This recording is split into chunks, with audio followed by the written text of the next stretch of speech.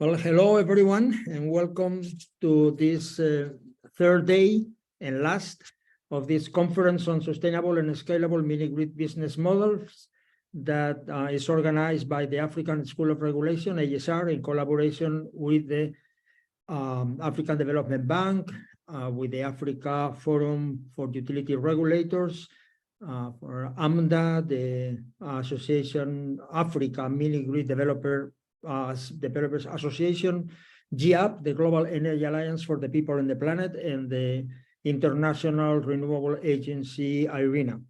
And we have also participations from for experts from other organizations. So thank you very much to the participants and to all the speakers for helping us to make this conference possible.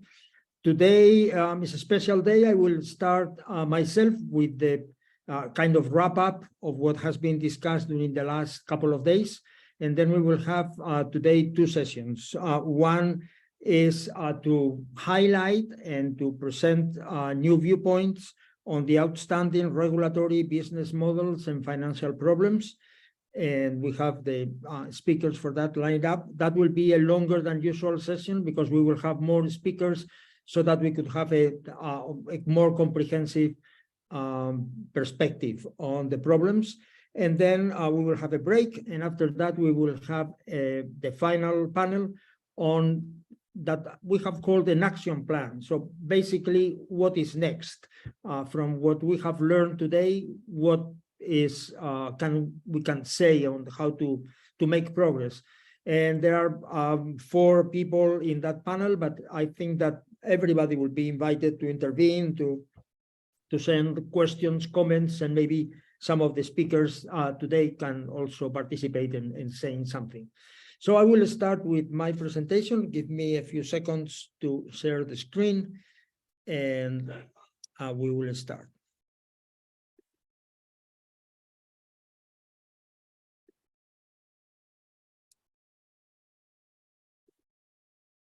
So I expect that you see my screen. So this is the banner for the conference. And then the title of this presentation will be Lessons Learned. And basically it's the lessons that I have learned. So something that we have learned to begin with is that mini-grid business models attract a lot of interest. So we have had 476 people from 61 countries registering for the conference.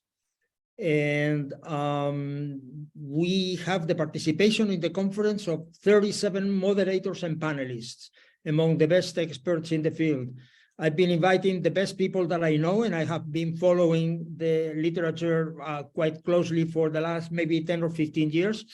And all of them have said that they would be available, except for a few that were tied up with something else, and they have sent excellent replacements. So this is the map of everyone. So we have people from all the continents except for Antarctica, and some countries, as you can see in this slide, are represented with almost 100 people, like Nigeria, and there are several other countries in Africa with many people, and then some countries in Europe and North America, and lots of countries with 1, 2, 3 representatives, but in total 61 countries. So we are very pleased with the acceptance that we have had with the conference, and we plan to have more conferences on different topics with the same format. So what I'm going to talk briefly, it will take about 15 minutes, is first of all, I have tried to classify what has been said during the previous 2 days in the conference into implementation obstacles that mini-grid business models are finding, and some recommendations that the participants have provided to overcome those obstacles, and also at higher level strategic challenges for achieving sustainability and achieving scalability of the business models, right? And then I will finalize with one slide with a proposed vision that is more or less my vision, but I think that it captures the essence of the difficulties in the strategic challenges that the participants have provided, right? Or have identified. So let's start first with the implementation obstacles. Everybody has insisted in that regulation is of the essence. The transaction costs are large for small mini-grid projects, and they impede those projects to make progress, to happen. The processes are slow and complex, and that should be fixed. And in order to that, the participants have recommended to simplify, digitize, harmonize, standardize the procedures, for instance, with a full revenue requirement tool. I call it revenue requirement. I explain that later, not tariff tool. I refer to tariffs as the end consumer tariffs. And also abandon the regulation, the classical regulation, and use alternative procedures like regulation by contract, bilaterally, like the templates that the International Finance Corporation has proposed and has in their website with this scaling Minigrids project. Also, it was important that regulation should leave room for innovation, should not be too tight. And it was overemphasized, I mean, not overemphasized, it was emphasized a lot, and rightly so, regulatory certainty. Even eternity, the word was mentioned, right? So that needs to build capacity of regulators. This is something that the ASR will try to provide. Integral planning is important to reduce uncertainty for mini-grid developers because they will know where they could be sitting. And also it facilitates acceptance of the population that will know that they are not going to get connected to the main grid. They will have a solution that will be a mini-grid or a solution that could be a standalone system. Mini-grid regulation has to be flexible because it has to cope with a wide diversity of situations. You could have isolated mini-grids, you could have under-the-grid mini-grids, you could have sub-franchises, the grid may arrive, the mini-grid may arrive when the grid is there. So all that has to be captured by regulation. But regulations, even the ones that exist well-developed in some countries in Africa, in my opinion, ignore the elephant in the room, which is they say how to compute the revenue requirement, but not how to finance the viability gap. And they don't enter into how to get concessional funds to private developers or into cross-subsidization schemes. So they don't enter into the main problem. More implementation obstacles and recommendations. A difficulty that was presented was the problem of how to obtain the value, estimate the value of the regulated efficient cost of service. And here I clarify that one thing is the remuneration that is given, should be given to the entity, the developer of the mini-grid, because of the cost of the service that is provided, and that we could call that regulated revenue or revenue requirement or a regulated efficient cost of service. But I would advise not to use the word tariff and leave the term tariff for the end customer tariffs. And these are two very different things because the revenue requirement should be cost reflective. If it is not cost reflective, and that happens in many countries, then the business of distribution is not viable. But you could have non-cost reflective customer tariffs. You could have tariffs that are subsidized and cross-subsidized. Some people pay more than they should, people pay less, but in total, if they collect the entire revenue requirement, the entire tariff collection will be cost reflective, but each one of the tariffs will not be. And in many cases, the tariffs are subsidized. So tariffs plus subsidies equal the revenue requirement. That should be cost reflective. So there, harmonized procedures have been proposed for that, and there is a strong effort made by regulators led by AFUR and some consultants to have this tool. Competition could be used, tenders, to obtain the market value or the efficient cost of service. But people complain that this is not done quick enough. And then some institutions, and we have heard GIAB, IFC, African Development Bank, and others, to try to find approaches to No veo ninguna app para eso. Tendrás que descargarte una. Oh my God, this is Siri that is wanted to say something. I hope that it will disappear. Okay, so you could use competition to obtain the cost. And then something important is to realize that the strong initial investments that are needed to launch an electrification process and to launch the mini grids that are necessary, then these large costs will be slowly paid back with the regulated end consumer tariffs over the life of physical assets. And that requires planning how to finance that. I know that the mini-grid developers understand that, but I think that later when we talk about more integrated approach, that consideration is important. And it was mentioned the difficult position of developers, and that has to do with the previous bullet, as middlemen between the investors that have a certain perception of time and requirements and rate of return, and regulators and governments that want low tariffs, and they have a very long-term perspective on how to recover the costs. More implementation obstacles. The mini-grids, we are talking about solar-based or maybe hybrid with some backup diesel generation or biomass fuel, compete with the existing diesel gensets, which is what is used mostly by commercial and industrial customers. Diesel subsidies must disappear if we want to have a level playing field.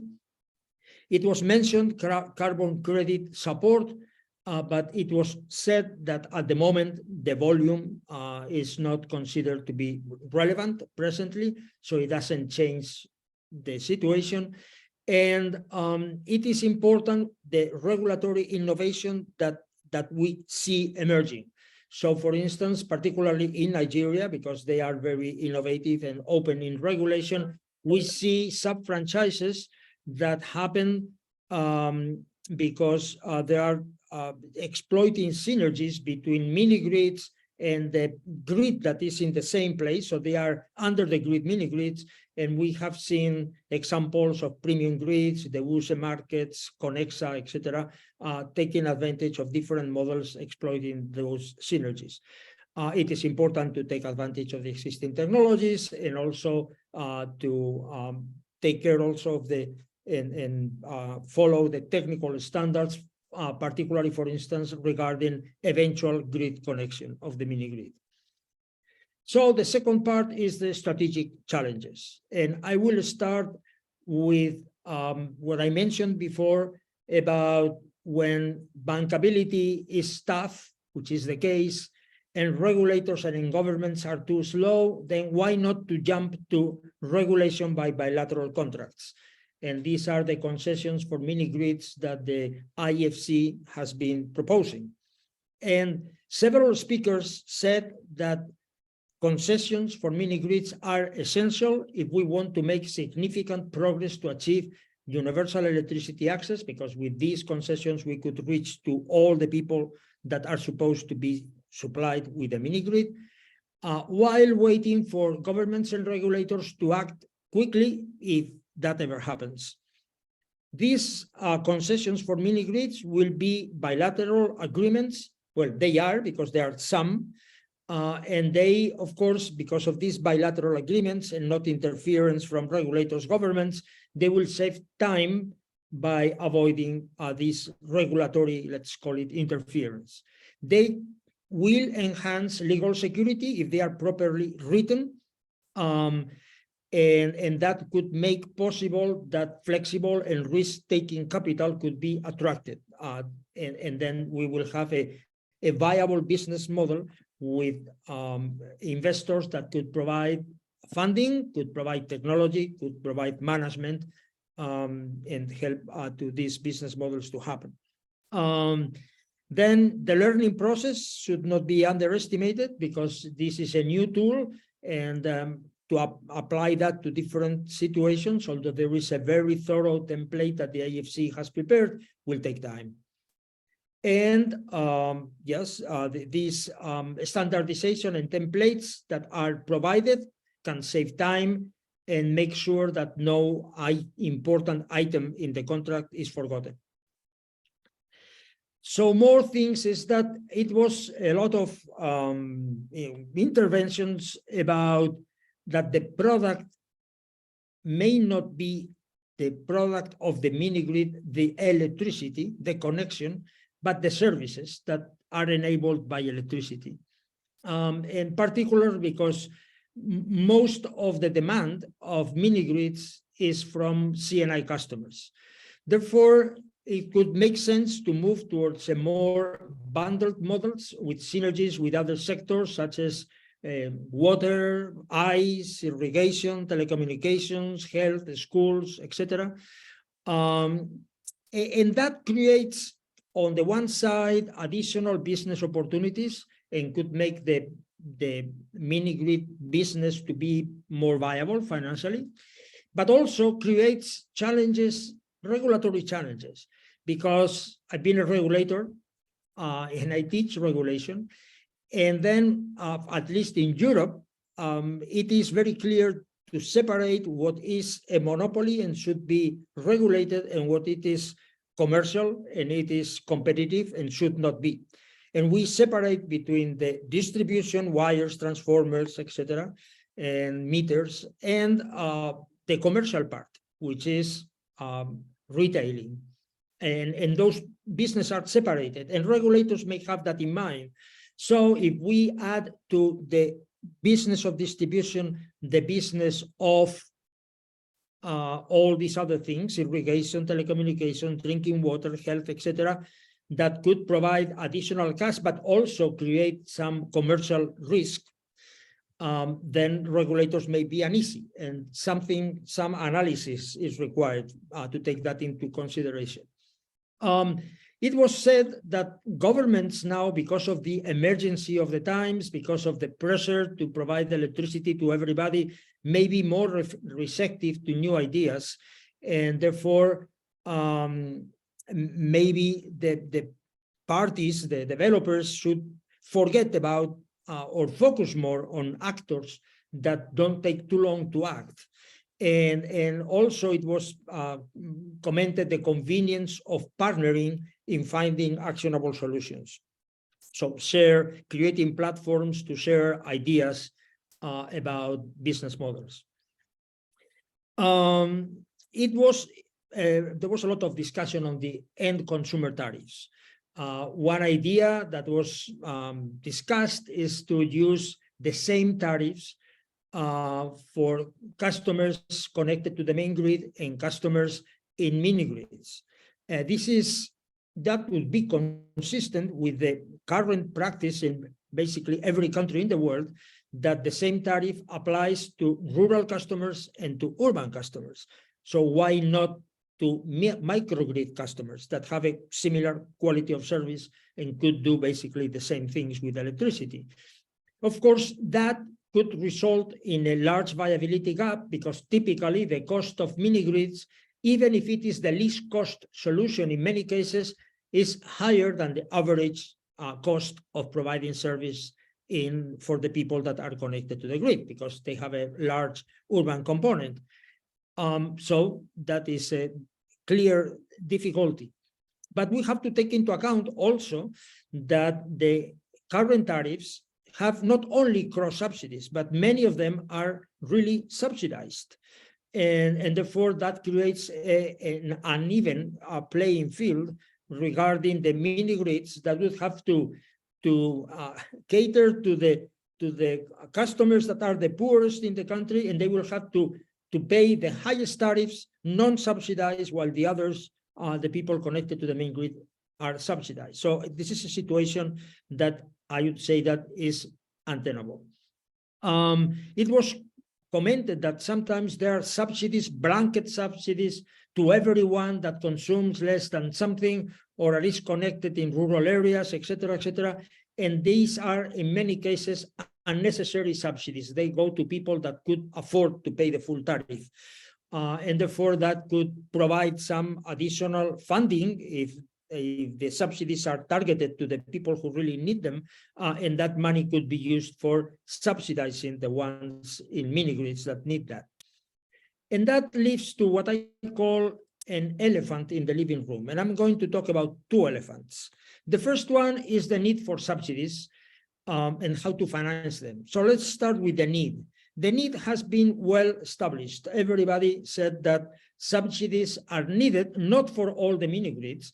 Husk Power Roadmap presents three types of markets or situations of potential mini grid beneficiaries, and some of them, because of internal cross-subsidization, etc., could be viable directly. Some others could become viable with time as the costs will reduce, and some others will need subsidies permanently.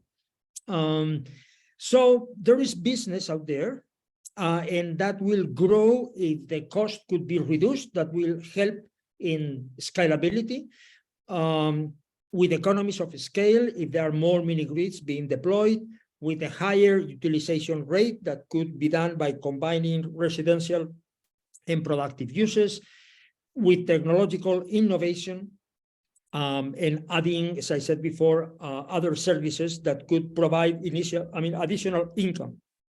But permanent subsidies will be necessary for many communities if we want to achieve universal access. So the second part is how to finance these subsidies. And of course, there is the common practice of initial capital subsidies, such as, for instance, the results-based financing scheme.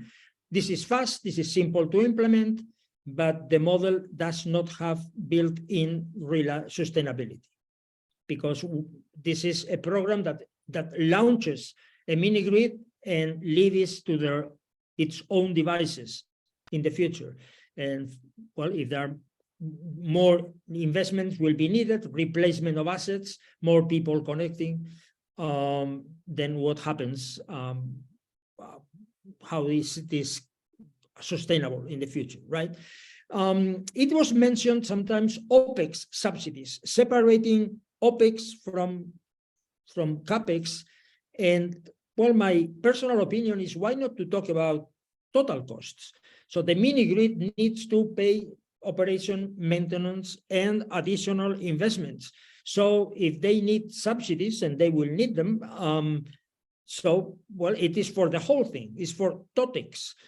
Doesn't make sense to me to talk about subsidies to OPEX when there is money what the company, the developer needs, right? Okay, so different approaches to cross-subsidization were presented. I talked already about the dilemma with the uniform tariff. Also with these subsidies that could be obtained by removing unnecessary subsidized customers, and how subsidies could be made more politically acceptable. Maybe cross-subsidization could be hidden in the design mechanism of end customer tariffs.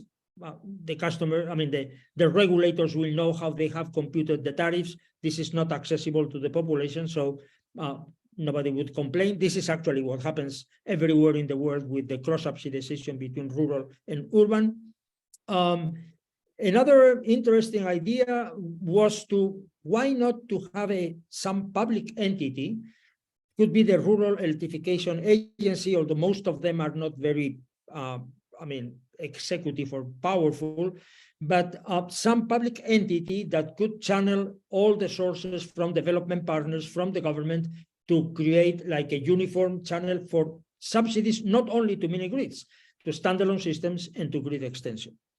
And that brings the need for maybe a long-term financial plan perspective, because when we talk about subsidies, it seems to me that people are thinking of this year, I have this cost of the mini-grid, I have this revenue of the tariff, I have to find a way to pay the difference. And this is what the government may be thinking. If the tariff is the uniform flat one, this gap will be very large. And I cannot do that. I cannot afford that.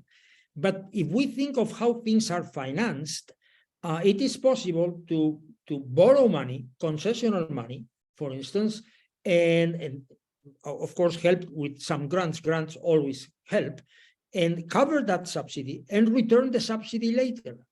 Return the subsidy in the longer term.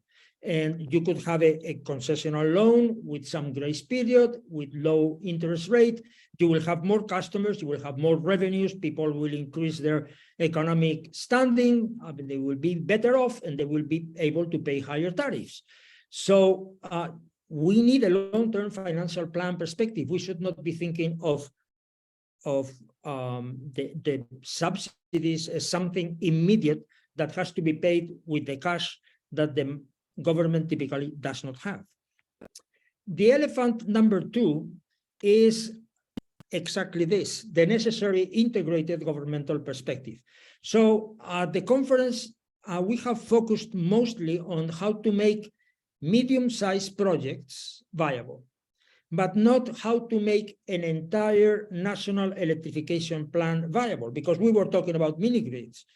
But from the governmental viewpoint, it is a national electrification plan, including all electrification modes, grid extension, the discos, mini-grids, and standalone systems. And this is what the governments have to finance if they want to achieve Sustainable Development Goal 7. It has been acknowledged that the current mini-grid business models are not making a significant dent in achieving universal electricity access, are not contributing what they should.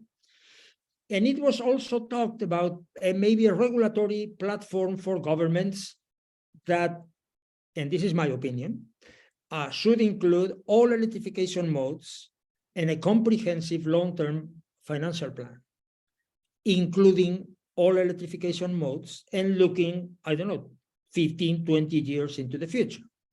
So my last slide, the vision. So the proposed vision that will take us one step beyond what we have been discussing is the following. I think that we all would agree that non-sustainable business models, as many of the ones that now we have, are not acceptable. So, well, we can do them. We can deploy mini-grids with these models, but they can only be an intermediate step towards a more permanent, sustainable model. Some mini-grids can be individually sustainable, as we have said, the 3 categories in the Husk Power roadmap, but most of them will need subsidies. So we have to cope with the subsidy problem. If we have non-sustainable business models, these models cannot scale up because private capital will not be attracted. So no wonder we have so little private capital in mini-grids, except for, impact capital and all that, right? Because there is no future. This is a business model that only will last for 7 years, 10 years, and then it is not clear what will happen with it. So scaling up sustainable business models so that they could achieve their contribution to universal access would require solving how to finance the subsidies. We cannot avoid financing the subsidies. And I think that the only path for that is to address that at governmental level, jointly for all electrification modes, and according to a techno-economic financial plan that looks into the future.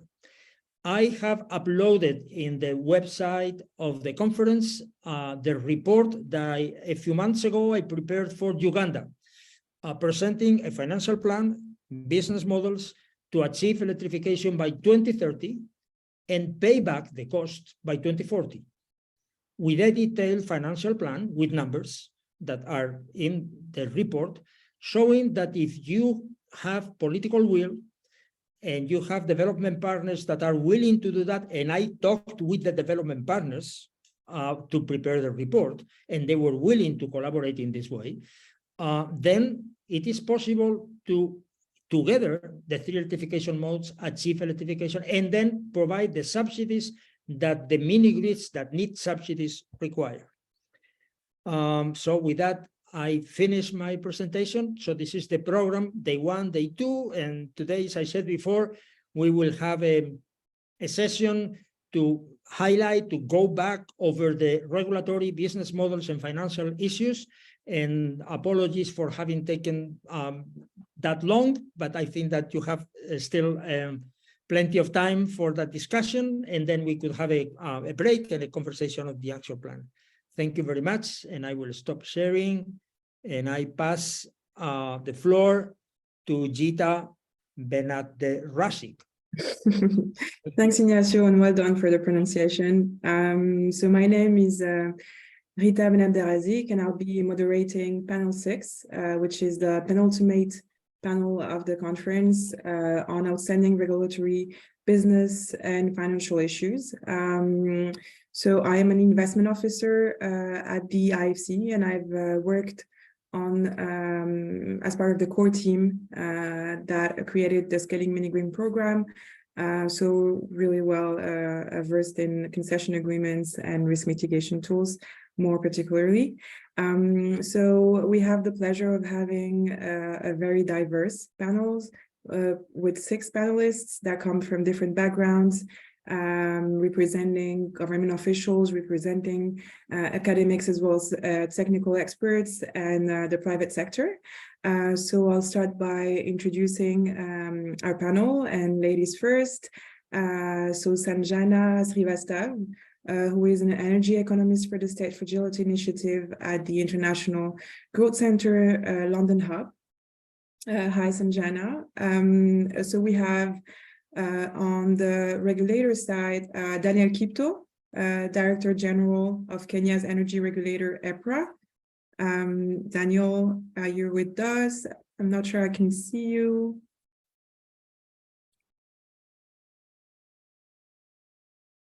Daniel? Okay, so I'll continue with the presentations and maybe he'll join us. So we have Henri Jumba. Hi, Henri, technical advisor at Get Transform, coming from Uganda. Then we have Nico Peter-Schmidt, co-founder and CEO of Inensus. Hi, Nico. And we have James Knuckles, consultant at the Global Facility on Minigrids from SPAP. Hi, James. And finally, Idris Taibi, representing the private sector, director at NIOT of Grid Africa. Thanks everyone for making the time.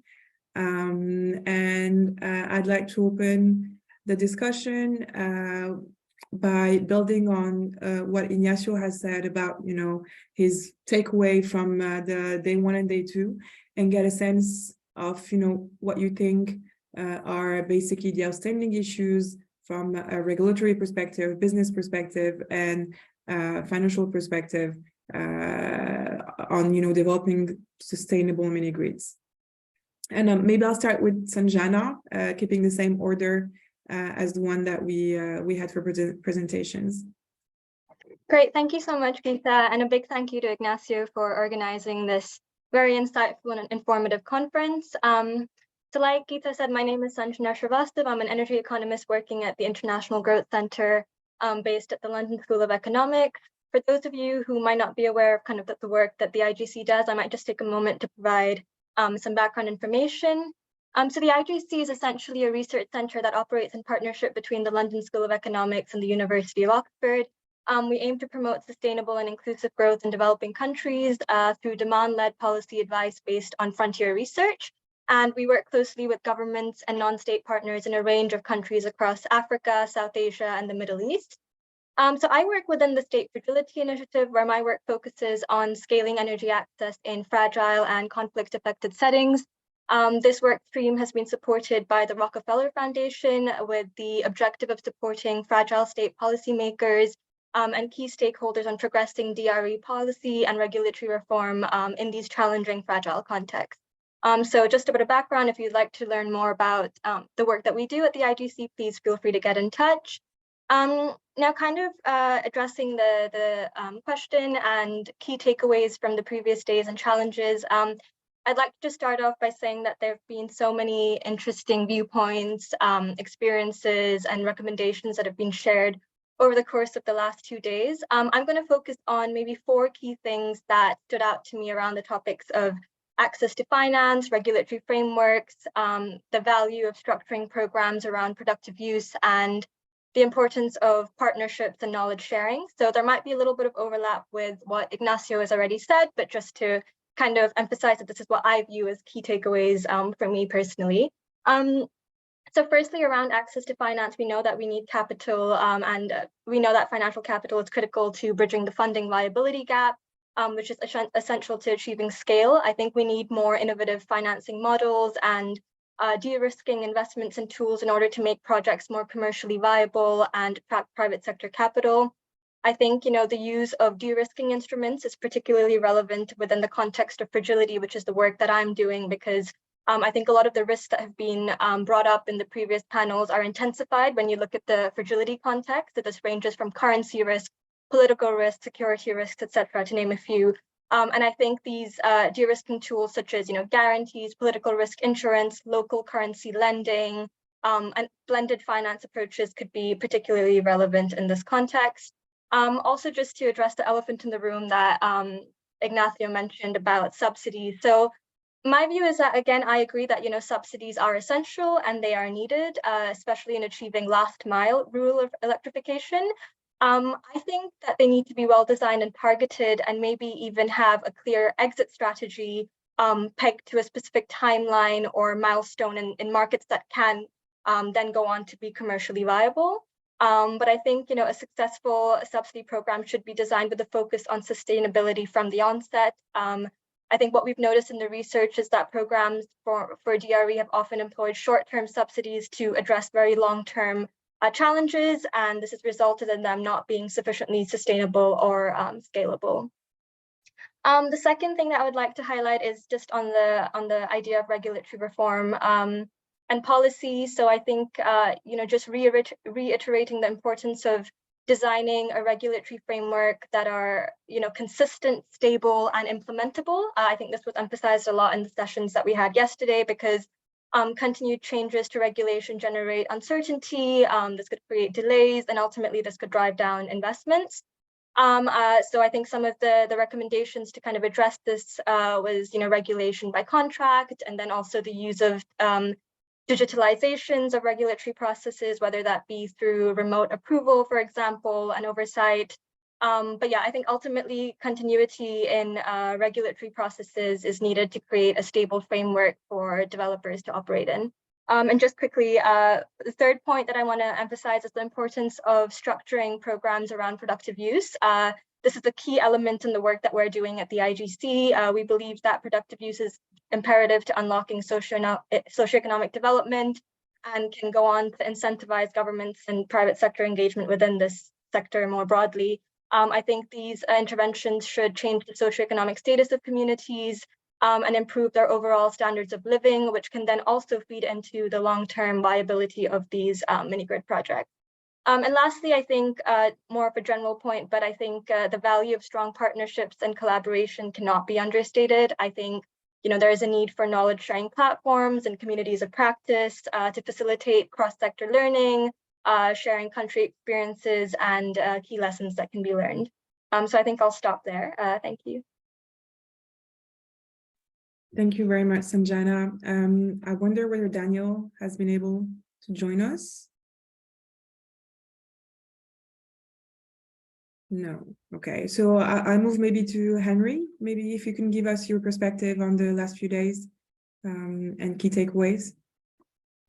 Yeah, thank you so much, Jita, and thank you as well, Ignacio, for organizing this wonderful webinar. It's really nice to hear the different views that colleagues have, especially for the past 2 days. At least they reflect the market opportunities out there, and then also the experiences in the different countries. Just to introduce myself, once again, just like Jita said, my name is Henry Jumba, and I am the country coordinator for a global energy transformation program, Get Transform, which supports national institutions, that is regulators and ministries on policy and regulatory frameworks. And here in Uganda, we have the privilege of working or partnering with the Ministry of Energy, as well as the regulator, ERA, to improve framework conditions to de-risk mini-grid investments in the country. And we are working on a couple of things that were even highlighted in the discussion yesterday. One of them is developing technical standards for mini-grids in that space. A lot has developed there, but for now, I'll just go into the recap of at least what transpired in the last 2 days. One of the few things that I've noted, especially when it comes to the concept around mini-grid development and the different market structures, is one that mini-grids are still financially viable, at least what our colleague from Husk Power mentioned. It's still possible. You can still break even and can still even make profit out of the mini-grid business. What really is important is the investment climate, mitigating the risks that are involved, and then also doing PUE, that is productive use of energy-centered models. We also realized that no one size fits all. At least this was mentioned by my colleague Temi yesterday. But you find that in the different country contexts, you have different experiences, and the models do not overly overlap. Yeah. So you find that if one country is implementing a certain model, maybe because of the laws or the regulations or the institutional setup, then it cannot be the same in another country. So it is very nice that you maybe transfer experiences from one country to the other, but then also it's very important that you look at the different risks that are in that country, from technology, from political, from market, from regulation. All these risks have to be taken into consideration. And then also it's very important that subsidies are still available to play this critical role to bridge the gap between the LCOE and the approved tariff. Here in Uganda, we have even worked on a pro mini-grids project through the GIZ program, together with the ministry and the regulator. And we have realized that you need a significant amount of subsidy to bridge your cost reflective tariff and, let's say, the ceiling tariff. And that can be done maybe through donor support or maybe through government. So both of the institutions have a role to play. Yeah, the fourth is concessional financing. It still remains a challenge for the private developers, because here they face tight timelines and then also the unstable investment climate. So it's very important that these aspects are looked into, especially on the tender timelines, because then most of the developers within this period are constrained to achieve financial close for their projects. We've learned that the role of integrated national electrification planning is key, just to ensure that mini-grids get a more vivid role in achieving national and global access targets. Site identification and allocation is still a challenge, and this is something that has to be integrated into the national planning framework, especially when you have the 3 modes of electrification, that is grid, mini-grids, and standalone solar home systems. Front-loading the technical assistance and coordination support is very key, because here you bridge the gap or the capacity gap that lies with the various institutions that you deal with, especially on the public sector side. We've realized, for example, here in Uganda, the regulator needs to have enough capacity and knowledge and expertise to already handle the different regulatory gaps that need to be addressed, or even provide clear and transparent regulatory processes. So this is something that is very, very key. There is need to understand the national electrification planning framework, which looks at basically the roles of the different institutions. It looks at the laws and regulations existing in the country. It looks at the market. Yeah, it's very important that at least these are clear from the start, because that's where also information asymmetry comes in. Yeah. A developer would not want to work in an environment where they are not sure of who handles what, or at least an investor. So it's very important that most of these things are taken into consideration. We've also seen the role of robust and flexible regulation to de-risk mini-grid investments. And here, just like Ignacio mentioned, the role of technical standards in ensuring that mini-grids are scalable and viable is very important. Just like I mentioned, we are privileged to be developing really profound technical standards that will look into quality of service and supply for mini-grids, look into engineering, procurement, and construction, that will look into grid interconnection. So I believe these form the framework for you then to already scale and ensure that your cost of service for mini-grids is lowered. Yeah, so thanks, Gita. For me, those were my key takeaways, and then also some of those important aspects that have to be taken into consideration. Thank you. Thank you very much, Henry.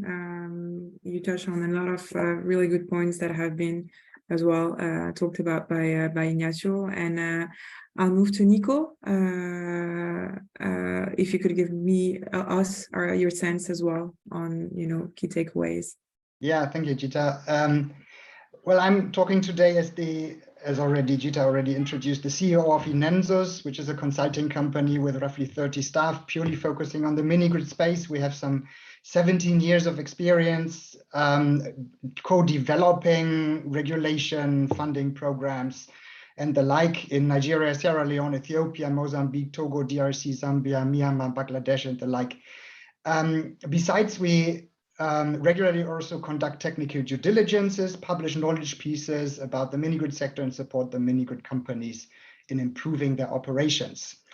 Over the last 2 days, we've heard from various mini-grid companies. When we think back some 3 to 5 years ago, some first companies announced that they have become cash flow positive on a village level, right? On a mini-grid level, which means that their income covers the cost of their local operations. They can pay their local staff on site and the diesel fuel that they potentially burn with the revenue that they earn. So now, just a few months back, and especially 2 days back or yesterday, we also heard that the first companies are becoming EBITDA positive, which is a great achievement, because now mini-grid companies can also cover their overhead costs, right? The ongoing overhead costs can now be covered by the revenue earned.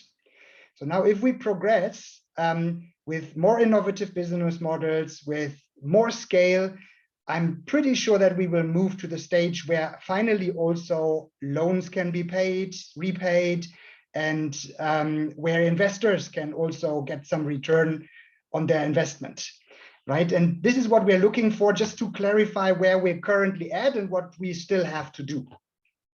So having said that, now this has been a great achievement, I believe that there is an even greater achievement, which nobody has actually talked about in the last 2 days. And that is the reduction of CapEx per kilowatt peak installed, or CapEx per connection made. And this reduction was actually driven by some larger mini-grid companies in the space, and some have actually achieved to bring down the CapEx of the additional kilowatt peak installed to a level where the LCOE is below the end customer tariff level, right? This means, and this is new to the sector, that for the first time in history, an upfront grant for a mini-grid can be sustainable in the long run, right? Because you can extend the mini-grid system, the generation capacity, with your own capital, and still keep the tariff constant, right? I think this is the greatest achievement that we should actually celebrate, and that makes the sector more sustainable than ever before. So now I have one issue about kind of the companies that are currently taking the lead. Now, let me name some, like Huss Power. Yes, great company. PowerGen, also great company. NG, huge, great company. But they are all international companies with international finance. And what I hear, having worked for now almost 17 years for governments in Africa, in Asia, with governments in Africa, in Asia, setting up grant funding programs together with them, what I hear over and over is that we must take care that domestic companies play a significant role in electrification. What they mention is that they don't actually want too many, or like international companies in general, to take control over critical infrastructure and electricity supply in off-grid area, which potentially in the future could drive rural industrialization and therefore the lifeline of the country, of the government, of the economy of the country.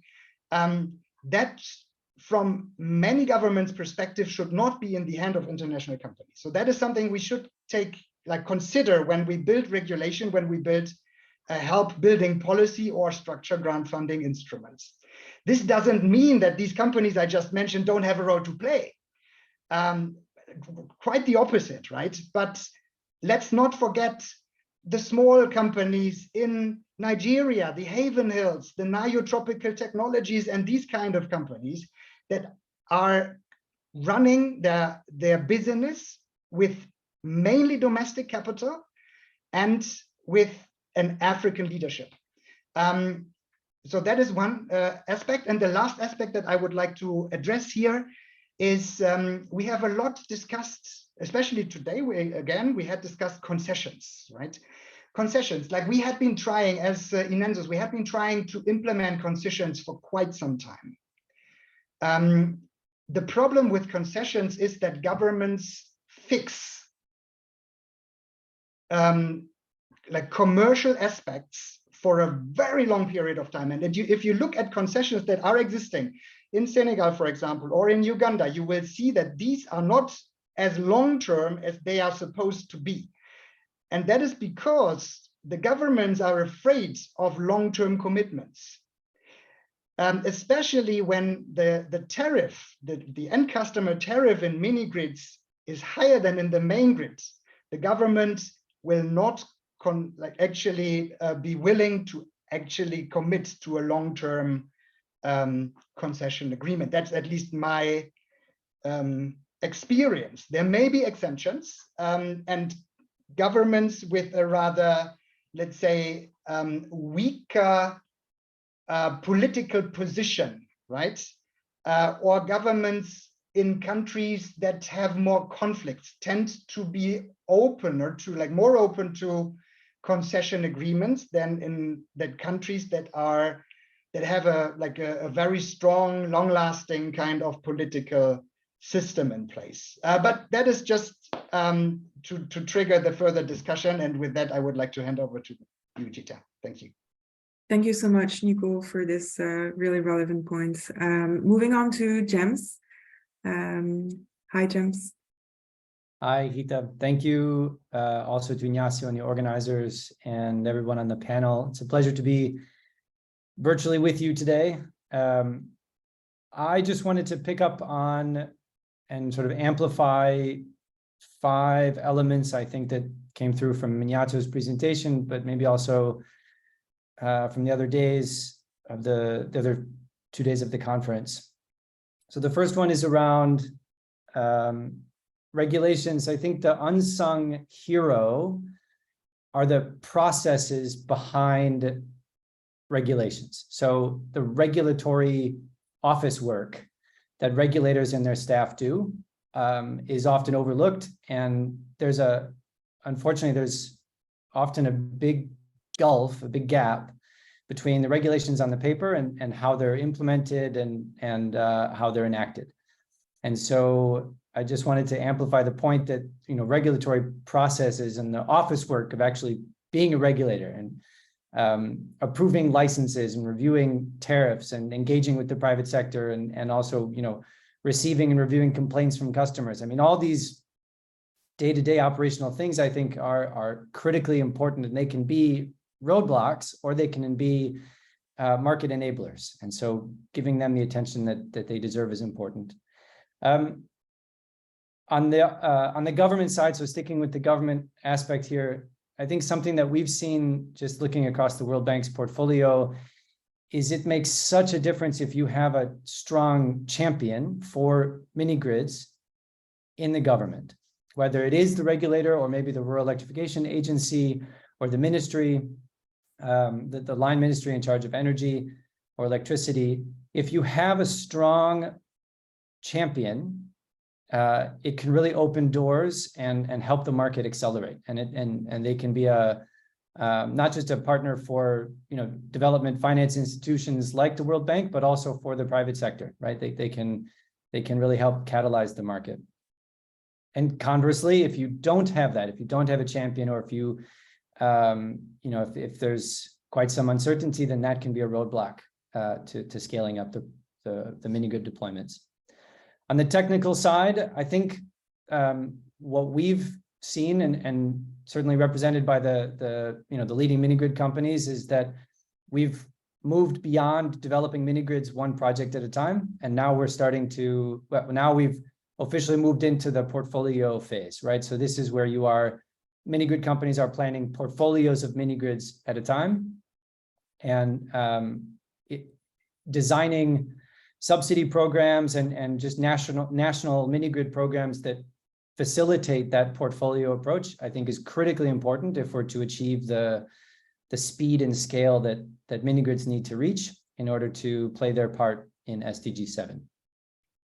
And finally, on the fourth out of 5 points that I have just in this initial foray is on the financial side. I mean, all of these points have been made by not just by the panelists today, but also in the conference. But I think it's useful if you think about it as a financial package, a complete financial package that you need to put together as you are designing a mini-grid program or as you are supporting a national mini-grids program. You have to have some kind of subsidy or grant, results-based, ideally results-based financing, something along those lines with achievable milestones, right? So that you know where your grant, how your grant is supporting the mini-grid project. So results-based grants. You need affordable debt, patient equity, some kind of risk mitigation mechanism, or oftentimes 2 or 3 risk mitigation mechanisms around maybe demand, political risk, in certain fragile contexts, right? There's other, terrorism risks, appropriation risks, lots of risks that need to be mitigated. And then the fifth one is daytime load, daytime demand, right? So ideally an anchor customer, if you have it, combined with lots of productive uses, right? So putting that together as the complete financial package, if you're missing any of those components, it's just not possible to scale up the mini-grid program or mini-grid deployments, again, at the speed and scale that you need. And then the final point, and we've heard this from the private companies in the conference, but talk to any of the mini-grid developers that are active in Africa today, we just need to unleash their potential to innovate. These are extremely smart women and men who are leading and operating these companies. They care about the communities that they're serving. They know and believe in their technology. If we can support them to innovate and grow their businesses and try different things and acknowledge the needs of their communities and help each community meet those needs, I think, that's one way to dramatically accelerate the take up of at least a private sector led mini-grid approach. I'll stop there. Thank you.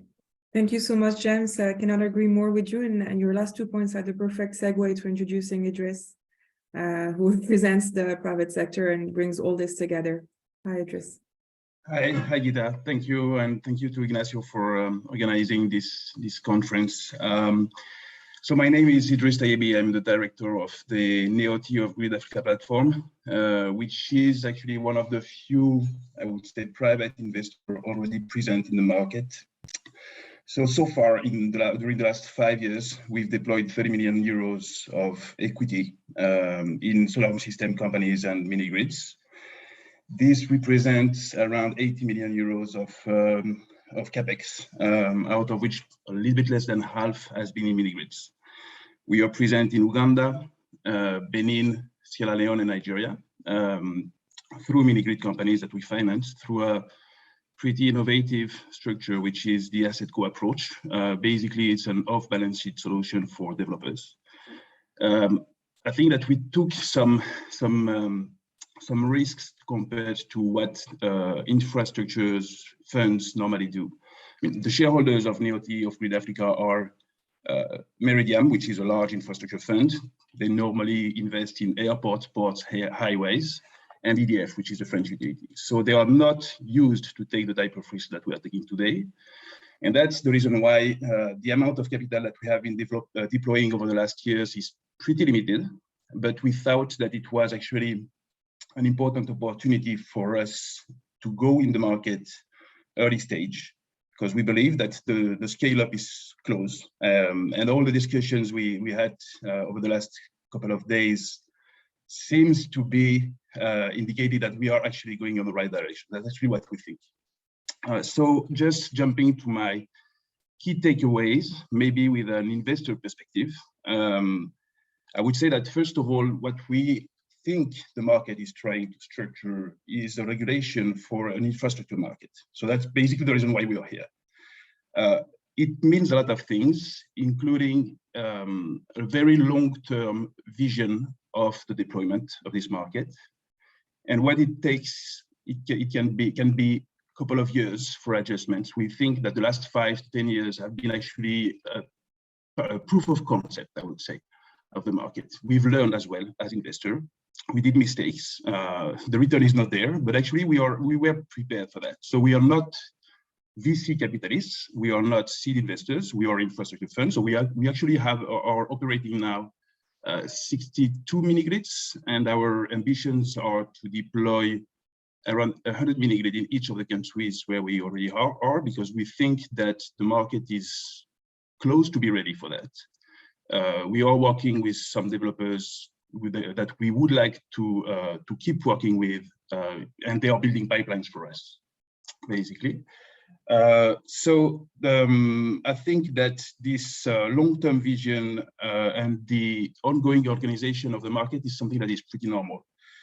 We got some feedback during the last couple of days saying that stability is actually something that is extremely important for the deployment, and I would say that it's extremely important for us. We had actually experiences where it took 3 years for us to close a project, financing, to reach financial close, just because the rules of the game have been changing 2 or 3 times during the negotiation. So I think that if I have a message for regulators, is once you decide something, please go to the end of the process with the same thing, because otherwise maybe your program will be unsuccessful. I think that there is some risk that have been mentioned that may have to deal either with the regulatory framework or with the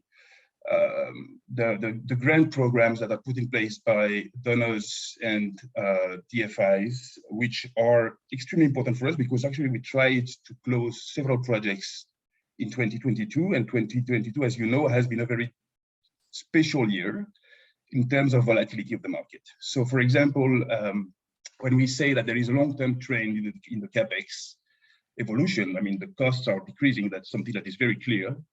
We had to close a certain amount of projects in June last year, and when we updated actually the CapEx of the projects, the prices of batteries, PVs, structures, and logistics went up 40%. So actually the grant program and all the framework that was developed 2 years before, because we were in discussions for 2 years, no longer applied at this moment. And we had actually to say no to some projects. Our investment committee, we did not agree because, I mean, the whole economics of the project changed in a couple of months. We tried actually to fix these issues with regulators and donors. In some cases, it's been possible. Some adjustments have been done, but not always. So flexibility in both regulation, but most of it, I mean, in the way donors are structuring their program is extremely important for this kind of shocks that actually we are not used to take, especially when we have to take the decision to deploy the capital. We know that over the lifetime of the assets, there will be shocks. And actually that's our job to make sure that over the long term, these kind of shocks can be absorbed. But at the moment to take decisions, if some externalities are observed and there is some levers to solve it on the short term and to support us in the deployment of our capital, I think the regulators needs to understand how we think. That is not always the case. Another couple of points that we discussed over the last couple of days, I think, which are relevant for us as well. As I said, we deployed what we consider as very small amount of capital over the last 5 years. The reality is that the market was still small. I mean, I think that in average, during the last 4 years, the normal ticket for equity was around 3 to 4 million euros. And our business as private investors is to deploy money. So these volumes of capital are still not extremely attractive for investors like ours. But as I told you before, we see that actually in the countries where we are, at least, the conditions are there, the maturity of the developers are there to allow us to keep deploying more and more money in the coming years. So the objectives are pretty ambitious, but we are pretty certain that it will be achieved. And then I think that there is another point that is extremely important for us, and that has to deal with regulation, which is the liquidity in the market. We are starting as an investor, an infrastructure investor, to try to consolidate portfolios. And change of ownership, for example, is something that is sometimes extremely complicated and extremely painful and costly. We had to do that a couple of times already, and it may take 1 year actually to change some ownership rights in the assets. And it's not always taken into account in the way people think about who are the players in the market. I mean, we always talk about developers, but sometimes the developer will not be the owner of the assets. That's our case, basically. I would just finish with a very quick and maybe very positive word about regulation and the future of the deployment of capital. We are not allowed actually to be active in the market today. We really believe that the last years were proof of concept. We know that there is still some risks that have to be handled. The demand risks, for example, is something that is still here, but I think that the market now understands really what are the takeaways and what has to be done to solve this issue. So we are pretty confident with the fact that in 1-2 years, the market will actually scale up. Regulatory has been, tested. We know what works. We know more or less what doesn't work. And just some words about innovation and technology and so on, just my final words. We are infrastructure investors, meaning that we don't like this type of risks. And we start to see actually a standardization of the approach, at least on the infrastructure side of the project. So, for example, financing batteries is something that is extremely tricky. So we need absolutely to have digitalization to monitor the assets and to make sure that our investments are bankable, that we'll be able to refinance the assets over time. But we are working with developers that are aware of this issue, innovation is good, but don't go too far, and because it's actually not needed. There is already technical solution, and the technology is already major for that. I think I will stop here. Thanks a lot. Thank you so much, Idriss. And I think you have touched on a lot of points that IFC has tried to incorporate in the Scaling Minigrid program as an investors ourselves. So thanks for that. It's a shame that we don't have Daniel from the Kenya regulator. I'm just checking that he's not with us still, because it would have been great to have his perspective. No, I have written to him and he has not answered, so I don't know. Okay. All right. Thank you, Ignacio. So we'll move on maybe with an interesting question, because we've talked a lot about sustainable mini grids, And given the diversity of, profiles we have in the panel, I'd like to understand, from each one of you, what you believe is a sustainable mini-grid project. So maybe I'll start with James, that has done a lot of work on like mini-grids and as part of SMAP. Sure, thanks. So a sustainable mini-grid project can mean two things. And I'll address both. So one is on the actual mini-grid itself, and one is on the mini-grid project or program or initiative in the country. And I think sustainability is an important concept for both of those, right? On the mini-grid side, I think Nico put it really well in terms of what sustainability means, right? I mean, when you could put the whole financial package together of RBF, results-based financing plus debt plus equity plus some kind of risk mitigation mechanism, and you've got your daytime load, so you can actually have a viable economic model for that mini grid. If it's able to pay for its expansion as demand grows in, say, year 6 or 7 or 8, out of its own, operating revenues, I think that's a nice way to think about sustainability. So I won't go into any more detail on that because I think Nico, he knows a lot more than I do, and he said it very well. I do want to just emphasize this whole portfolio approach. I mean, there's no way that you can achieve true sustainability by doing a project by project, one mini grid at a time deployment model. I think you have to get the economies of scale. You have to start thinking bigger, not just maybe 3 or 4, but now 10, 20, 50, 100 mini grid sites at a time, and to start to put together the business plan and the financing plan for something like that, right? So that's the size of the type of project that we should be aiming for in terms of sustainability. Now, on the mini grid program side, this is a little bit of a different animal, right? Because not most development partner projects or programs usually have a defined end date of maybe 5 or 7 years after their start date. The World Bank is now more and more starting to use what we call a multi-phased programmatic approach, which is an MPA. These are typically projects that have a 10-year time horizon, so they're able to actually provide a more sustained presence and sustained support to something like a mini grid program.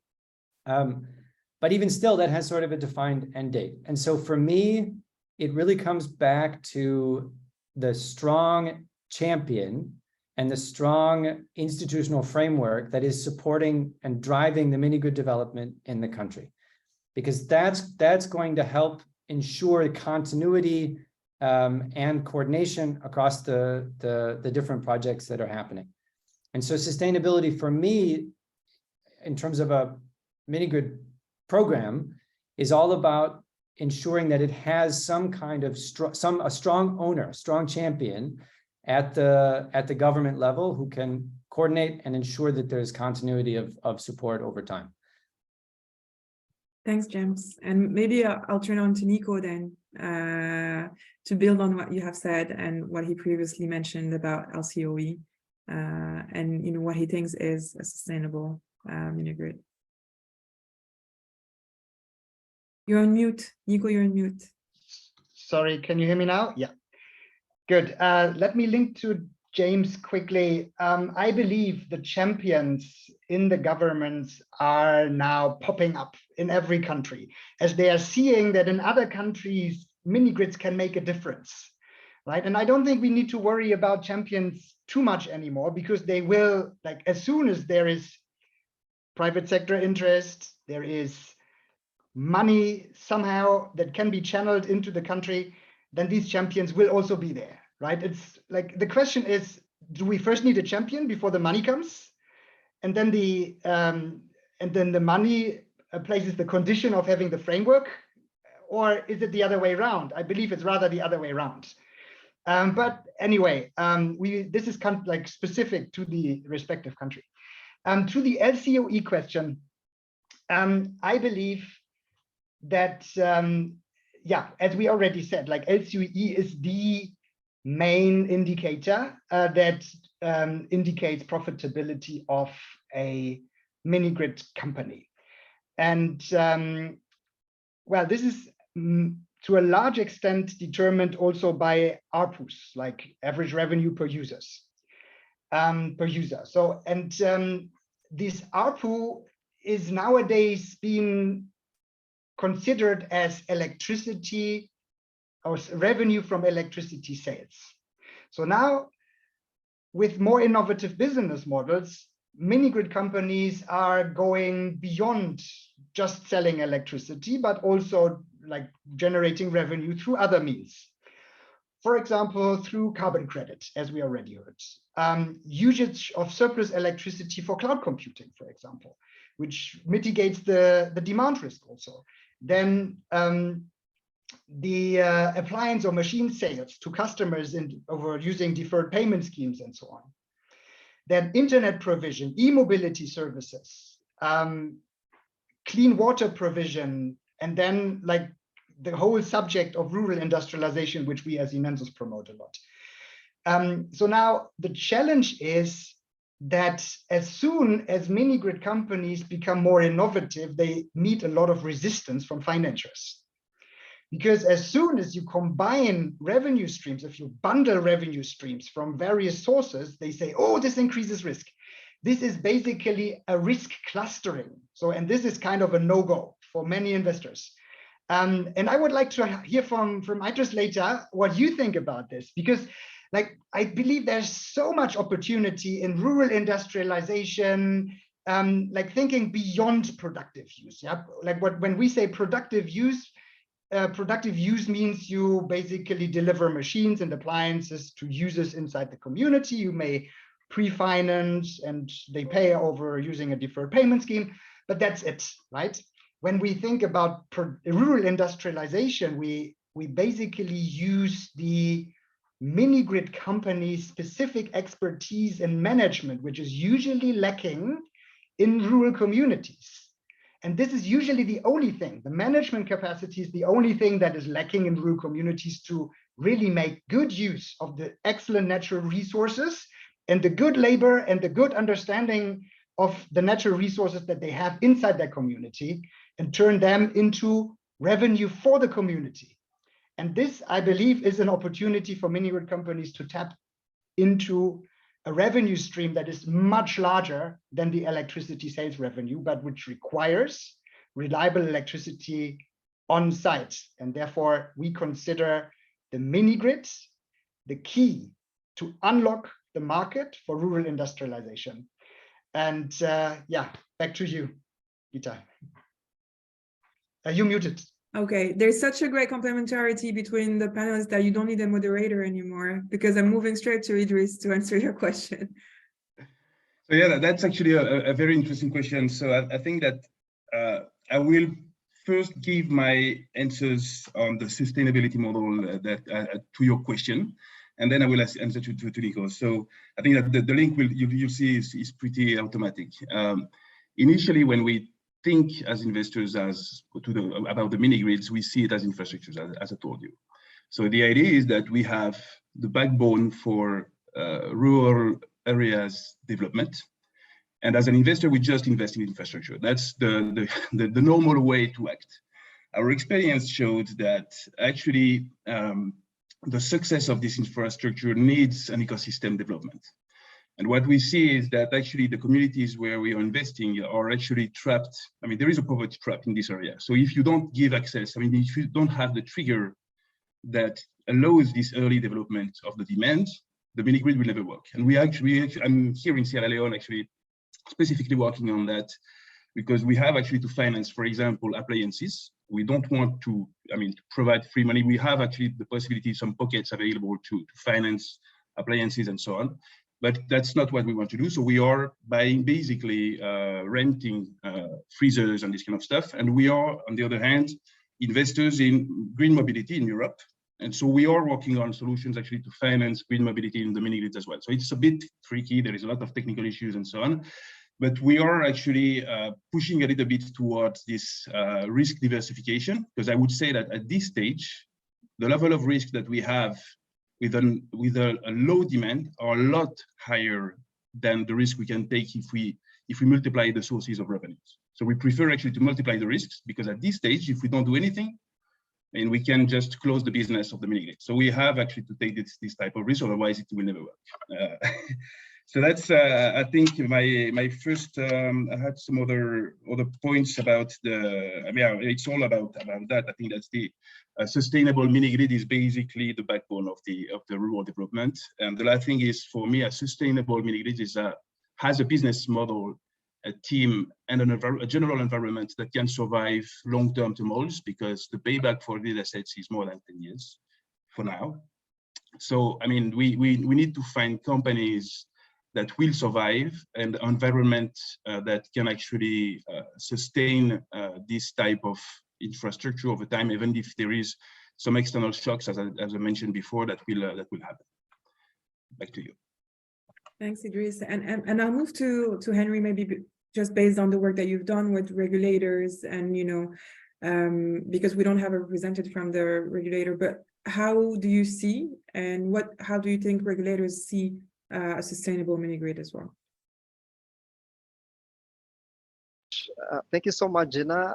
I want to reflect on what Nico and James have also mentioned when it comes to the risks that are involved, especially when you want to package the mini grid to not only be remunerated on the cost of providing the service, which is electricity in this case, but when you also want to bring in other packages, for example, internet service provision, or basically community-based services.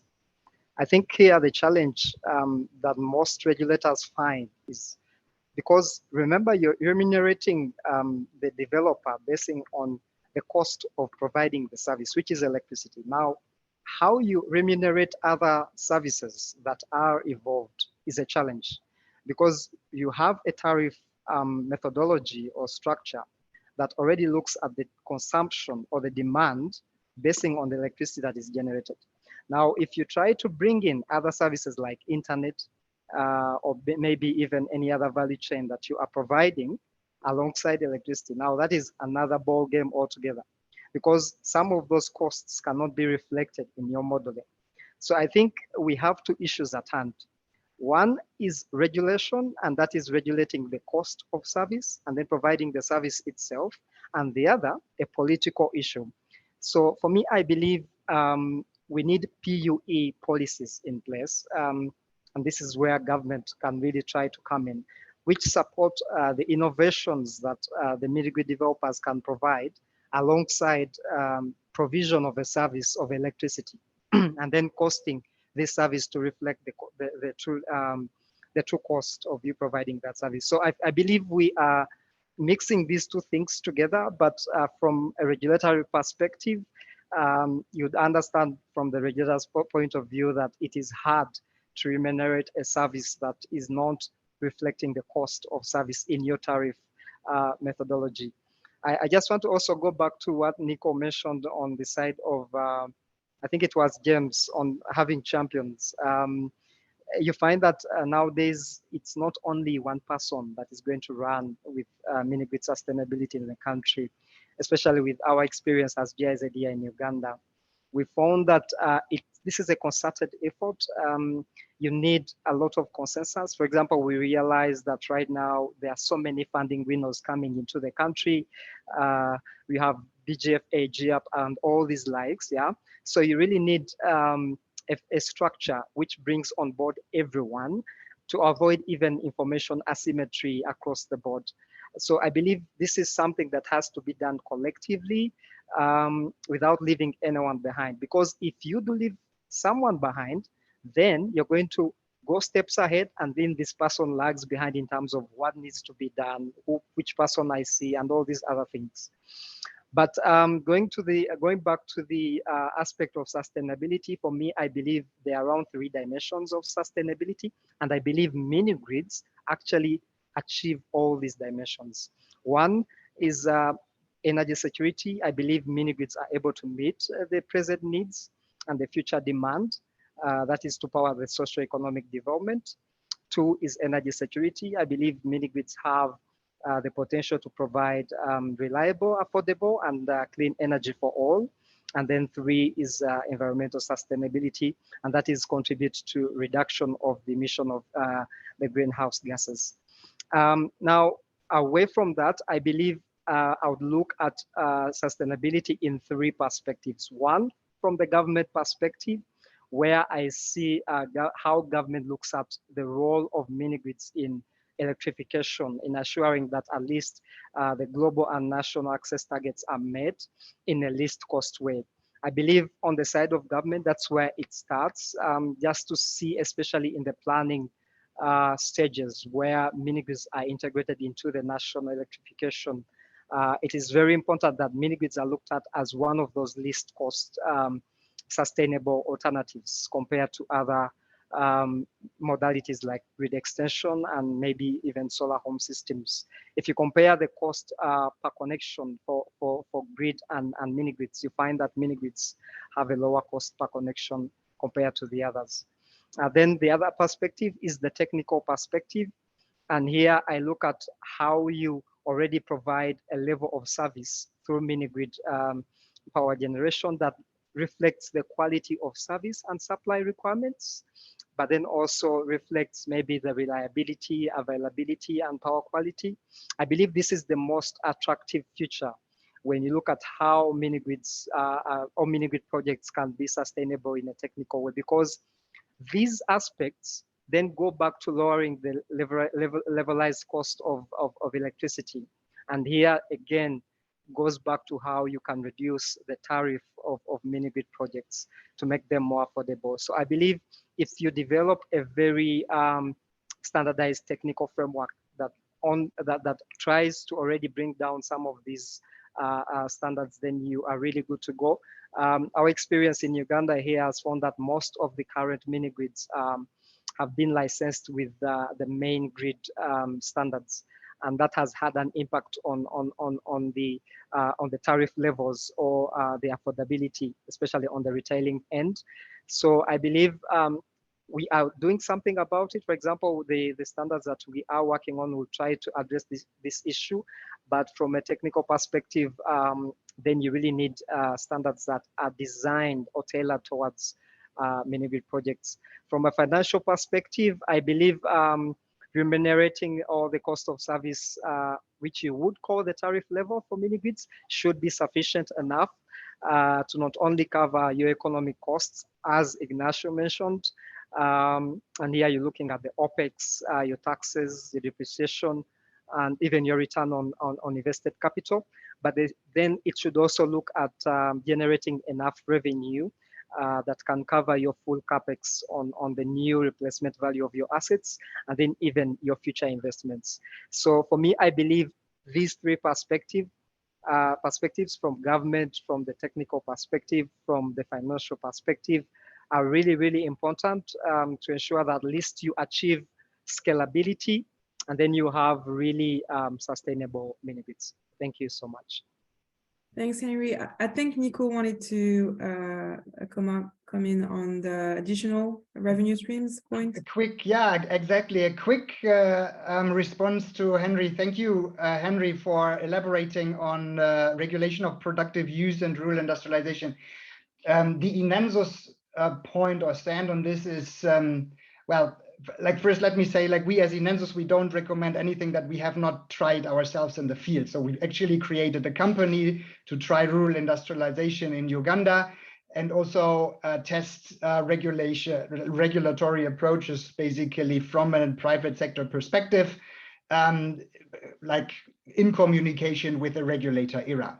And what we did is we split the generation assets that we installed, the PV, battery, and inverter system, into 2 parts, not physically, but on paper, and said this part, say 60% of it, is for electricity generation for the community. And the 40% is for captive power, which can be used for the rural industrialization, whereas the 40% actually generates electricity to drive a small farm around the powerhouse, right? And this is what we explained to ERA and what they accepted, and they included into the overall tariff calculation using a cost plus, basically cost of service model. And my submission here is basically regulators should not overstep their, let's say, mandate, right? Electricity regulators should stick to electricity. They should not try to regulate appliances. They should not try to regulate machinery on the consumption side. They should not try to regulate rural industrialization as such, right? But they should actually stick to the electricity, and that is their mandate. And this also allows investors like Idris and NEOD, for example, to make some decent return outside of a regulated space based on a regulated electricity supply business.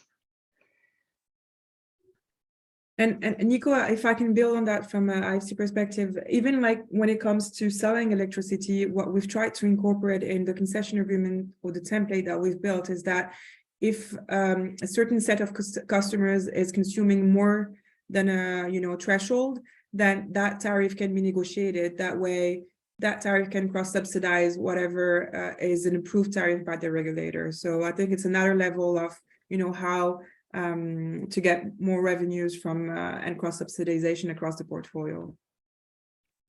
All right. And I'll move to Sanjana maybe to give us her perspective with the fragility lens on sustainable mini-grids. Thank you so much. And I think just to start off, I agree with a lot of what has already been said by all the panelists. I think Henry's view on, there being many dimensions to sustainability, that's key. Obviously, from a financial perspective, we need to ensure that these projects ultimately are a sound investment opportunity that generates enough revenue to cover costs. I think just from the technical perspective, just to add to kind of what Henry already mentioned, but I think from a technical perspective, the sustainability of a mini-grid project is dependent on essentially sustaining the quality of supply and service. And I think that would then be largely dependent on appropriate designing, sizing, as well as site selection, and the use of various different renewable energy sources, efficient energy management practices, and advanced technologies that are emerging within the sector, like smart metering.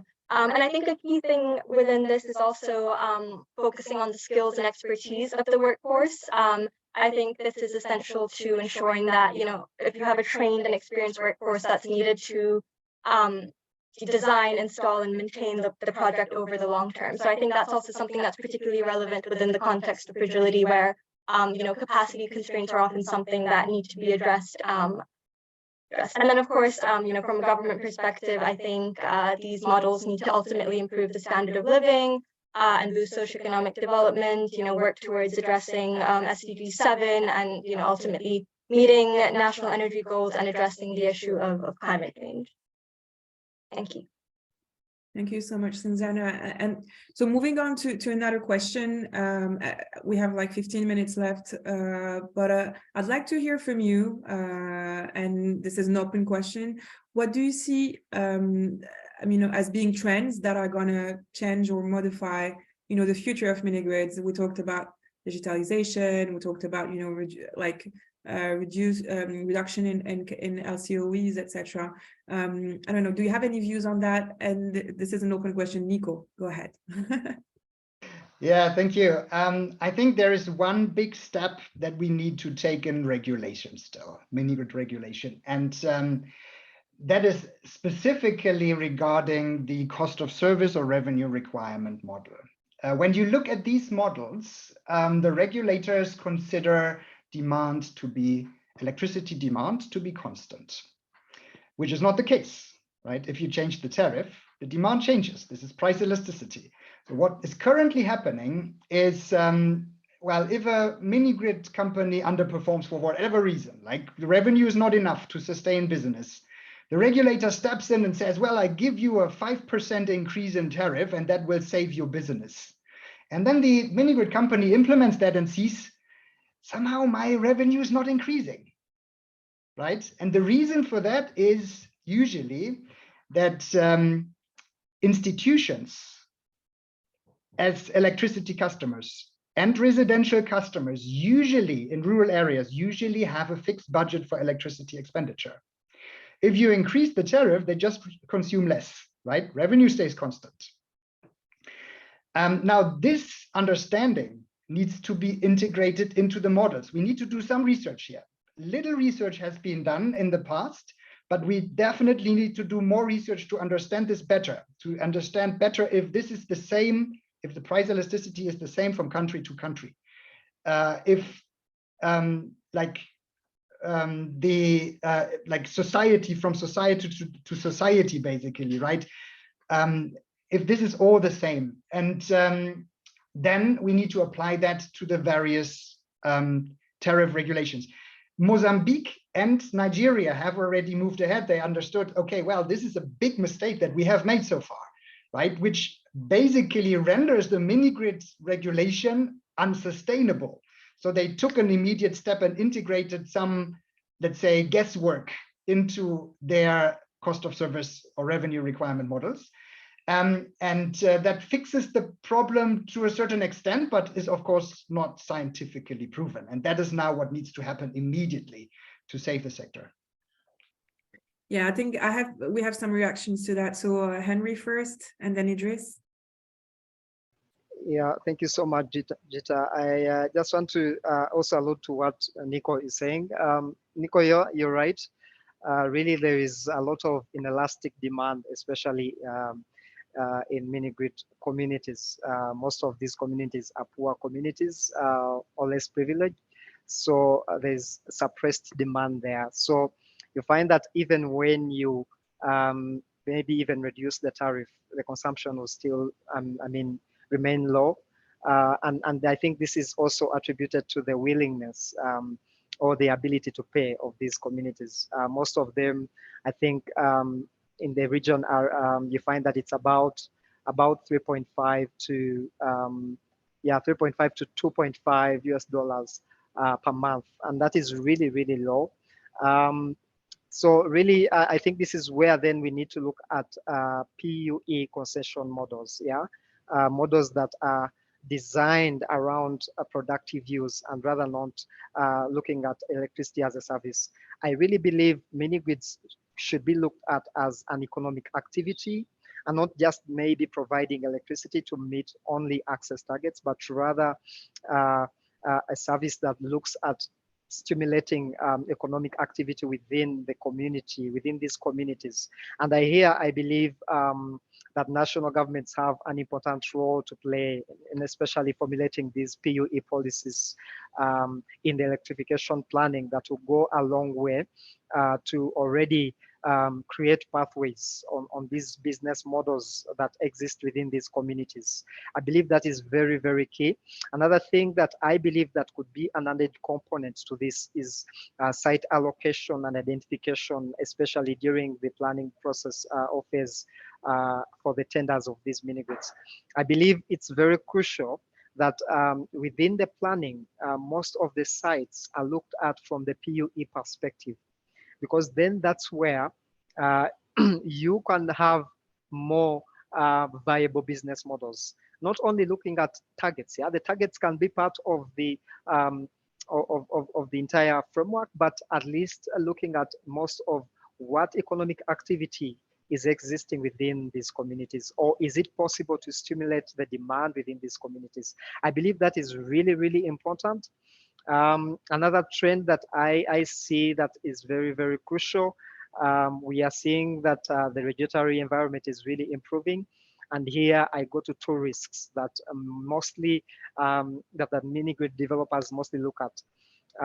One is stranded assets due to main grid arrival, and the other one is expropriation, where you are even not adequately compensated for your facilities in case there is main grid arrival. I believe if you develop really bankable technical standards that try to already reflect what the situation could look like on grid arrival, and then you just interconnect. It's very important because a developer will only assess their risk and go into a project if at all that risk is mitigated or there's some level of mitigation. And here I believe it's very important that this aspect is looked into.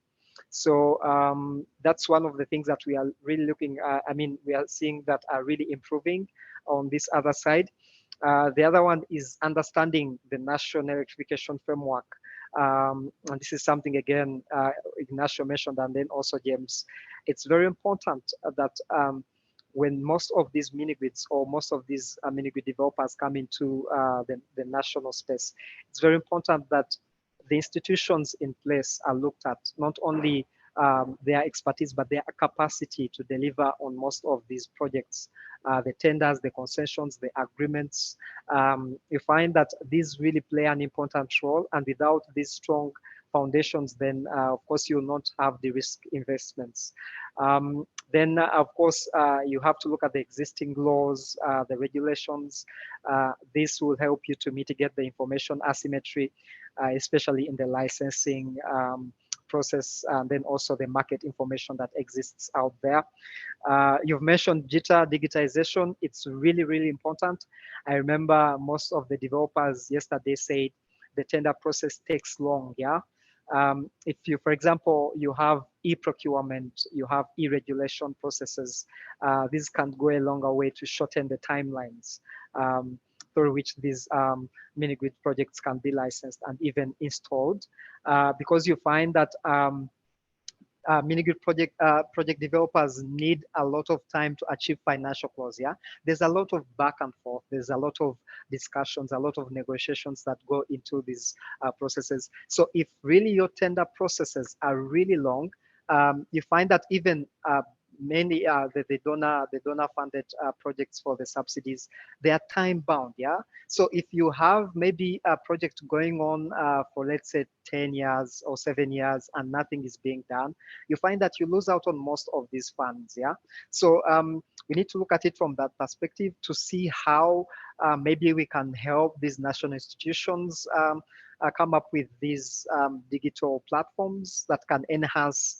some of these procurement processes, but also the regulatory processes. And then these can also go a long way to ensure that at least you reduce on the cost of administration, especially for compliance when developers have to report on the progress of these projects. So I believe most of these things are really important. Thank you. Thanks, Henry. I think Idris wanted to come in. Give the floor to Idris and then James. Yeah, I would be very, very quick because I know that we are already short of time. I just wanted to react on Nico's comment about the price elasticity, because actually we have the chance to be in two countries where the tariff regulation and the tariff levels in general are very different. Sierra Leone on one hand, where our tariff is close to 75 cents per kilowatt hour, and the other hand, Uganda, where we are below 30. The Sierra Leone situation is actually very complicated because we have very low demand, and actually there is a very interesting program led by Cross Boundary together with GEP, where we have a pilot phase in 2 of the villages we electrified, where we decreased the tariff down by more than 35 or 40%. During 1 year, we will observe what will happen in these villages, and if it's successful, actually the grant program that is underlying the experiment will be extended to all the sites in Sierra Leone, because the Sierra Leone tariff is extremely high. In parallel, we are trying to deploy in each of our, I mean, we have these 2 sites where we will deploy appliances to check what is actually the reaction of the consumption to this decrease of tariff. We will put the same amount of appliances in villages where we don't do this tariff reduction. And we do the same in Uganda, where the tariff is already low. And we will have a lot of data actually available for understanding better the demand risk, which is actually one trend, to answer your question, that I think is extremely interesting right now. I think that generally speaking, the market, the developers, the financiers starts to really understand what the demand risk is and how to handle it. So the digitalization is actually the other components of the same subject, where we are able actually to monitor exactly what's happening with with the demand when the tariff is decreasing, the link with the use of appliances and so on and so forth. So the amount of data that is available in the market now is a lot larger than what we had 5 years ago. And it helps a lot to make the projects bankable. We are actually starting to do the same thing in Nigeria, where we have we electrified the Sabongari market in Kano, which is a CNI market, but it's a mini grid, where we have an extremely high tariff that is actually above the LCO, the cost of diesel. And we are revamping the whole tariff strategy to make sure that actually the demand increases, because the demand is 80% below what we were expecting. So we know that there is a lot of levers. Our increase of understanding of the behavior of the customers help us to take wiser decisions. I think that what was done 5 years ago or 4 years ago when we invested. And I think it's actually a key trend in the market. That's why I'm pretty optimistic about the scale up. Yeah, thanks, Idris. And I think that opens up also a question about demand assessments and the factors that are used to evaluate demand at inceptions of projects. And I'll pass it to James. Yeah, thanks. I know we're running short, so let me just quickly run through some trends that I'm seeing, and also some of our colleagues are seeing. So one to highlight is that we've talked about productive uses, but one way that actually plays out is cross-sector collaborations, right? You see a digital project overlapping with a mini-grid project, or a water project overlapping with a mini-grid project, right? And these sort of coordinated efforts are win-win for both sides. And we're starting to see more and more of that. In fact, at the World Bank side, we're actually starting to see not just energy projects, but energy and digital projects, where you're actually bringing together two very different business units at the bank into one coordinated project. So that's just one trend that we're seeing, which I think is a very positive trend. Another one we are seeing an acceleration in the number of deals, private sector deals, private sector investments in the 1 million to 10 million range, right? So that's a tricky range for debt and equity investors, but we are seeing a positive trend, at least in the number of deals per year that are coming in that range. Digital tech has already been mentioned. I would also add the geospatial angle to this, right? The geospatial technology today is way ahead of where it was even just 4 or 5 years ago, and so the strides and advances we've seen on geospatial are quite impressive. Also, we're seeing quite a bit of success in developer-led initiatives, where developers are identifying sites and then putting together proposals and applications to mini-grid programs. Nigeria is one example, but there are others out there. And then I wanted to mention two that I think we're not seeing, but maybe if we saw them, they would help catalyze the sector even more. And the first one is developing mini grids near the main grid with the expectation that they will be interconnected, right, in the next 5 to 7 years. And maybe this is a way to gain a track record in what happens when the main grid arrives, right? Oftentimes, the private sector, in order to eliminate the risk of the main grid of arrival, they're only looking at areas that are more than 10 kilometers away from the main grid. Can we start to see some mini grids designed today that are near the main grid with the expectation that they're interconnected, so that we can get a track record of what happens when the main grid arrives?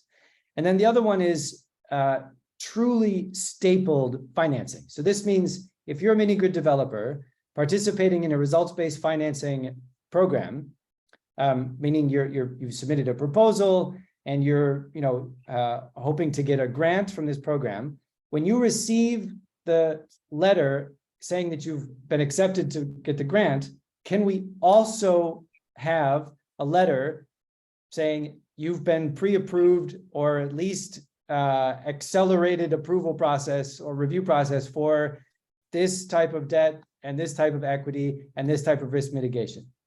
I think if we can move in that direction, it will really accelerate the mini-grid deployment process, because we've heard, not just on the panel today, but time and again, that reaching financial close takes a long time. And so if we can really actually put together that stapled financing package, it might put us leaps and bounds ahead of where we are today. Thank you. Thanks, James. Definitely rings a bell. And Ignacio, do we still have a few minutes? I think Sanjana might have a few. Yeah, 2 or 3 minutes more is fine. Okay. All right, Sanjana, do you want to come in?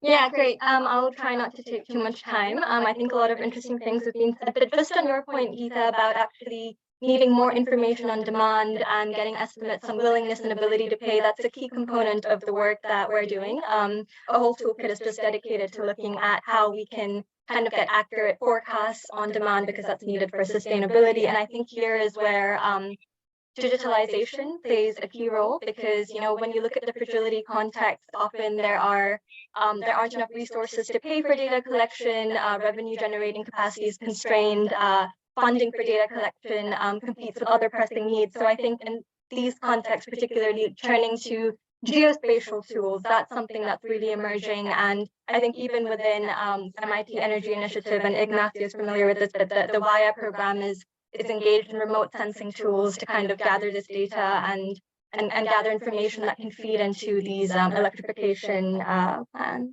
I think my voice is not clear. It's clear enough. Okay. Okay, great. That was Heard you well. okay, good. So that was just my point on kind of the emergence of geospatial tools for data collection, and I'll stop there so we can get coffee. Thanks. Ignacio, maybe we'll stop it here. It's been a real pleasure moderating this panel. A lot of great ideas and points have been made. So thanks to all the panelists. Pleasure. Yeah, I add the thanks to all of you, and particularly to those that have been asked to participate with a very short notice. Thank you very much. I do appreciate it, and thank you for a great meeting. So we will convene in 10 minutes at 5 p.m. Central African time. Thanks.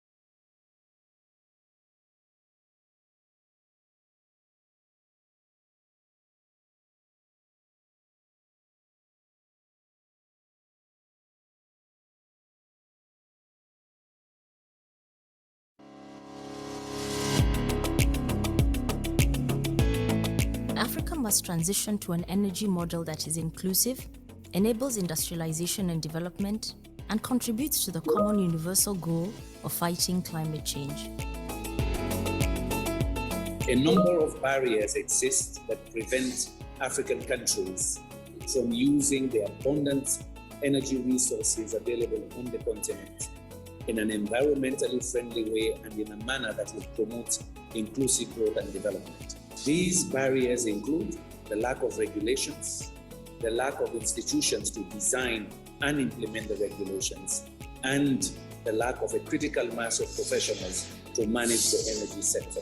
It is precisely to address these challenges that the initiative has been launched to establish an African School of Regulation.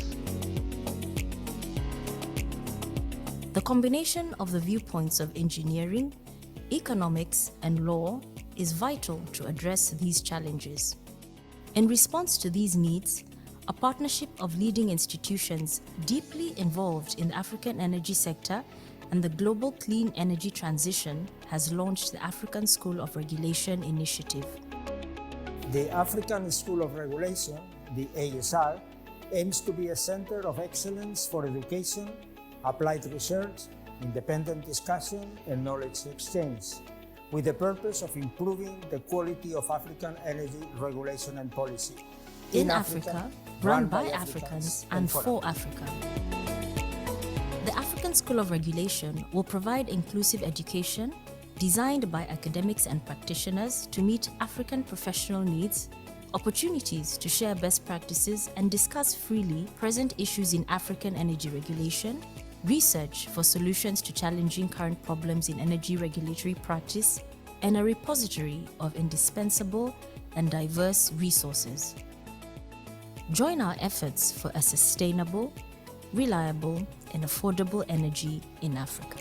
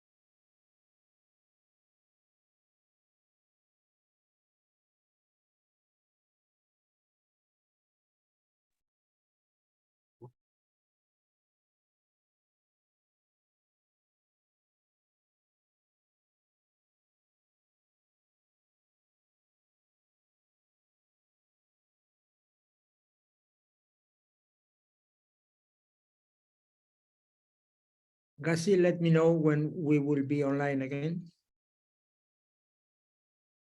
We are back. Please, Ignacio, proceed.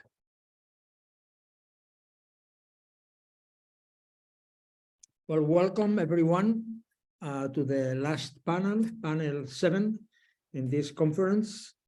This is entitled An Action Plan, And the idea is, well, what everything that we have learned during these days and ideas that we may have a priori, to talk about what is next, what are the ideas that we would like to see implemented, how we want to collaborate among ourselves to bring these ideas into action. And for that, we have a panel with a few distinguished people, and that will be moderated by Samuel Bundia from AFUR. So Samuel, the floor is yours. Thank you very much, Ignacio. Can everyone hear me clearly? Very well, thank you. Okay, yes, sorry for not putting on the camera. I've just noticed my camera is having a bit of an issue, so please bear with me. Thank you, Ignacio, for organizing this forum. It's been a really interesting forum, and I believe we have learned quite a few interesting things. And actually the debate and the conversation that happened in the previous panel was also quite interesting. My only wish was that Daniel from EPRA was there, because there are very many things mentioned about the regulators. And as an entity that represents regulators on the African continent, it's really interesting hearing these comments, these conversations from many of you, and I'm sure we can pick some of these things and take them back to the various regulators who we meet very, very often. But like Ignacio has said, the main purpose of our panel, this panel 7, is to find an action plan, to find a way forward. What next? We have learned a lot in these past 2 days, and we all know for a fact that the continent is actually angling towards universal access to energy for everyone, not just people in urban areas, but people also in rural areas. And mini-grids have to play an important role when it comes to this. Today, I'm going to be joined by Wale Shonibare from the AFDB, as well as Jessica Stevens from AMDA, the CEO, and then Onyi, a legal specialist from the International Solar Alliance, and finally by Clemencia Torres from the World Bank. So just to get the ball rolling, we have all had interesting conversations here today. But the key takeaway from me is, and I would like to start with Jessica, who heads an entity that brings together mini-grid developers. I would really want to ask, how many of your entities, or have you actually had open and honest conversations with the governments and policymakers about some of the things that you have been mentioning here? And by open and honest, I mean a conversation where both negative and positive feedback is provided in a respectful manner from both on your ends and from their ends. So I'll start with Jessica on that.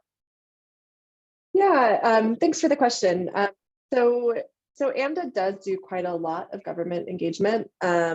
We operate from a principle that it's easier to sort of aggregate the feedback from developers and work with